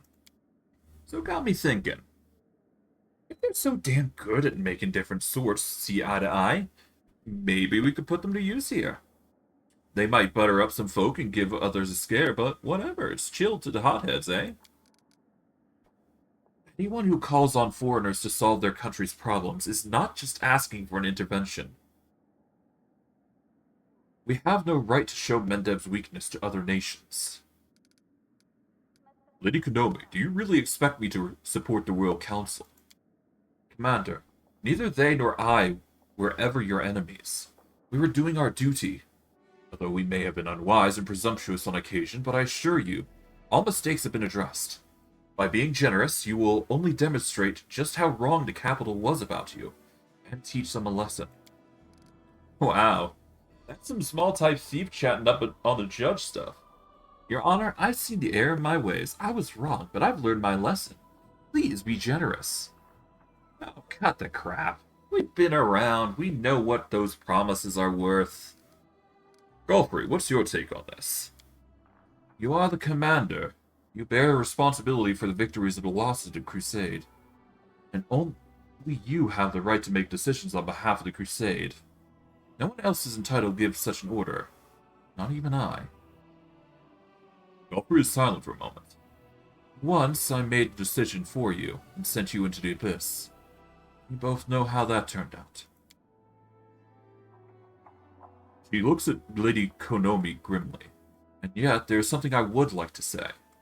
The Royal Council and its messenger has hidden behind my name long enough. They could not handle their responsibilities. They've failed me. They failed Mendev. Thus, should the commander decline to support them, it will be my great pleasure to give them a fair trial upon my return to the capital. Darren chuckles under his breath. It's so convenient. Holding others responsible in a crisis. As if you weren't the one who gave these people power, cousin. I've heard everything I need. So we've got a few choices here. We can either get a holy relic, specifically a relic that gives us an enhancement bonus to Charisma and Wisdom. It also gives us the ability to cast Angelic Aspect Greater at will, as if we were a 20th level cleric. We can get a family heirloom. Whenever we wear this Cloak of Resistance +5 and we kill an enemy, all enemies must pass a will save or become blinded for 4 rounds. It's not bad. We could also go with the Woljif's option, where we get an elixir that gives us a +2 to all ability scores. I don't think I need to tell you, but this is a really good tool. So I'm definitely going to probably go with this option. We can support Lady Konomi and get us a +15 to persuasion skill checks, as well as all lore and knowledge skill checks. It's a +15 to all... It basically helps your lore, knowledge, and persuasion, which is really ridiculously good. So if you need skill checks, that's probably the option you're going to go for. And then, of course, we can declare independence. All generals gain a +7 bonus to power. We get 100,000 finance points, 10,000 material bonus points, and 4,000 energy points. We can only issue it once, but it's an insane amount of power that we can do. Now, out of all of the options, I'm going to go with Woljif's option because this is just a tool that helps us. Woljif, send the letters to River Kingdoms. Mendev needs their help. I'll drop a line to Zarshi so she doesn't get us some random nobody. She should be fine. She should find, like, the best advisors there. Maybe like a counselor. Sounds neat, huh? A foreign counselor has arrived in the capital to give everyone responsible a good whooping. What if they're a troll or something? The River Kingdoms is one wacky place, you know. I pray the Iomade that your decision is the correct one. Otherwise, I'll have to answer to Verasma for all the bloodshed caused by my negligence. As for you, if you'd be so kind as to tell the Royal Council that, when next we meet, They will need to sound very convincing if they hope to plead for leniency. I apologize once more for all the misunderstandings that we have had in the past, Commander. I thank you, and I won't take any more of your time. As soon as the situation in Erosian changes, I'll immediately convene the diplomatic council to give you a full report. Okay. And then we got some other things. Commander, glad to see you back at the head of a military council. A decision is required of you most urgently than ever. Here's the situation. We don't have an army, in the strictest sense, and the enemy is putting up much more of a fight than previously. Judging by the reports, the demons are relying less and less on the armies of their mortal servants, and the power of simple blades, and more on magic and dark sorceries. Fair. We must respond in kind by bolstering our forces with expert spellcasters. I'm prepared to send an order to Canopus at once, requesting necessary reinforcements. I propose we support our army with bardic magic. Bards learn all kinds of spells in their travel, and their songs can inspire our warriors and give them the strength to fight. These demons know their vile magics, but I know something stronger than that. The power of the gods. We need some war priests in our army. Their spells will chase away the darkness and heal the wounded. We would do well to invite monks into our army. They've been hardened by a lifetime of training, and even demonic corruption cannot harm them. If you're in need of mages versed in the art of killing, you should contact the Dagger-Marked Poisoners Guild. Their alchemists are second to none when it comes to making deadly poisons, or utilizing them in battle. And sorceries is foul business. Let the Ooglins cast their evil spells. That's no reason for us to welcome sorceries with open arms. We'd better off calling upon the druids. They know how to fight against fey illusions, Ooglin magic, and other vile things.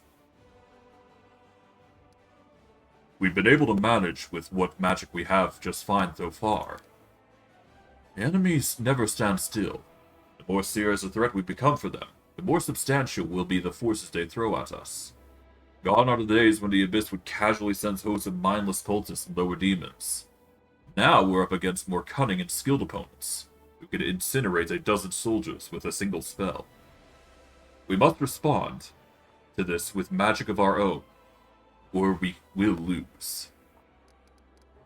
Are you sure Canopus is going to send us troops? Without a doubt, Canopus is much safer than we are at the moment. I'm convinced that the Warden can provide some forces to support us. All of Mendev knows that right now, Dresden is the dam holding back the river of demonic corruption that would otherwise be flooding the south. The kingdom is in the process of mobilization, and Queen Galfrey's march on Iz has encouraged many who previously shirked military service to join the ranks of army. Why didn't you leave with Galfrey, Captain O'Don? Captain O'Don grows pale, but his voice sounds cold and steady. I did put a request for transfer to the front lines. Fortunately, it was refused. Command determined that, due to the psychological trauma I suffered during my years of service on the border, I'm no longer fit for battlefield command. As much as it stings to admit, they may be right. It's been a long time since I smelled burning flesh and heard the screams of battle. I can't guarantee that when I do, I'll be able to maintain my composure. That I won't fail the soldiers who will be depending on me. However, I can still serve them by staying where I am. Alright. So we can have war priests, which are nice healers on top of everything. We could have monks, which are resilient warriors, basically. We could have the Poisoners Guild and get some assassins. Well, hold on. We could introduce some assassins, which are basically alchemists of sorts. But they have poison strikes, which is basically a ranged attack, I believe. They can also teleport to any unoccupied square. which is nice. Alternatively, we could also ask for druids. Or bards, really. Druids have Cure Moderate Wounds and Bark Skin. The healing is nice, but I don't think we want that. What are monks capable of? They have a shield wall benefit, but they're very tanky as well. War priests have the benefit of healing and dispelling with a boost of Aura of Courage. And then, of course, we got bards. Bards have the Aura of Superiority, Aura of Onslaught, and Aura of Protection. So as long as they trigger this as a swift action, they'll gain a +3 to attack, a +2 to all ability scores, a +3 to AC, or a +4 to saving throws. I'm going to be real, I don't really like those options, so I'm probably going to go with the Assassins, because at the very least, these guys have the ability to do some serious damage. I'll just go through these. I'm not going to speak on them. If you want to read them, just pause the game.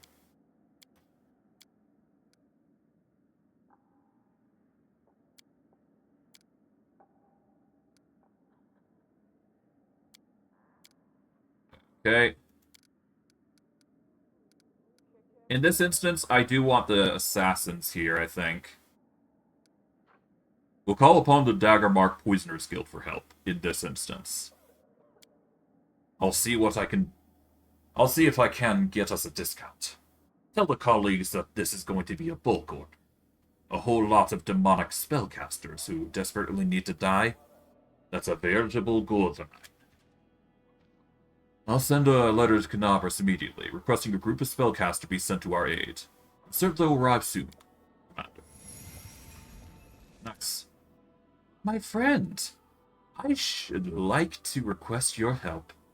Camillia's face remains calm, but her voice trembles with excitement. Remember how much fun we had in Lucianera? We went to that place together and had an excellent time there. You did enjoy that little adventure of ours, didn't you? Camellia licks her parched lips. I wish to invite you to go on another adventure with me. You wouldn't be opposed to escorting me to Canabras, my father's old mansion, the place where I spent my childhood? She lowers her voice to a conspiratorial whisper. I am certain that that is the place where I shall finally be able to contact Miera. Why to Canabras specifically? This is what I want, understand? My desire alone must be enough for you. Camellia stops. A shadow of fear crosses her face, but she immediately hides it behind a modest smile. It seems I lost control over myself. I apologize. Over the past few days, I've expended great effort trying to summon Miera and make her talk. The exertion, it has taken its toll on me. The Gora Mansion in Canabras, where I grew up, is a special place. It wasn't extraordinary before, but it's become so for me. It is there that I learned to communicate with spirits and embarked on the path of the shaman. It is where I took Miera's prisoner and bound her to my amulet. I'm positive that where I shall finally manage to muster all my strength and break the wall Miera has built against me. And what are we doing there? I'll try to find a comfortable place for meditation. I shall summon Miera's spirits. I don't know yet how exactly this can be done, but I believe I shall be able to figure it out once we are there. Alright, we'll go to Canabras as soon as I have time to spare. Camelia's black eyes shimmer like two lakes on a moonlit night. Thank you, my friend. I shall await your earliest convenience. That is gonna be something, to say the least. But, yeah. I am going to wrap it up here. We've managed to do quite a bit for ourselves. We have managed to reach level 40, which is nice, but obviously we are level capped now. So if I cannot figure out what we can do to increase our level cap, I'm actually going to reset my levels down to 20. and I'm going to give myself Gestalts, and I'm going to reduce the amount of experience that we gain by half. And that's probably how we're going to do it. We're going to have a Gestalts, and we'll just have 20 levels in 2 classes. And then we'll go from there. But I digress. That's going to be a... Well, I mean, that's the best I can think of anyways. So I'll have to choose a class of sorts, and we'll go from there. Let's see.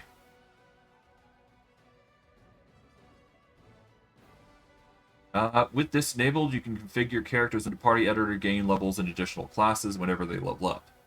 See the link for more information. Okay. So this is an option that we can go effectively. So what I'll probably do is, because of the circumstances that entail this, I will activate this, and let's see, we can reduce the experience gained, I believe. Like, there should be like a modifier here somewhere.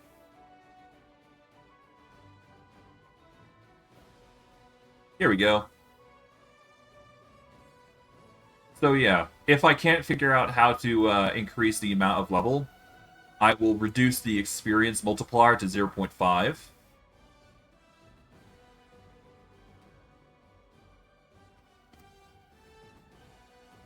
And we'll go from there. But I digress. I hope you guys enjoy all the same. We've managed to make ourselves significantly more powerful. And, well, when we continue on, well, Gestalt is going to be... Either Gestalt or more levels are going to be present. But I digress. I hope you guys enjoyed today's stream all the same. I know I did. And I will see you guys next stream. Take care, everybody, and have a good day.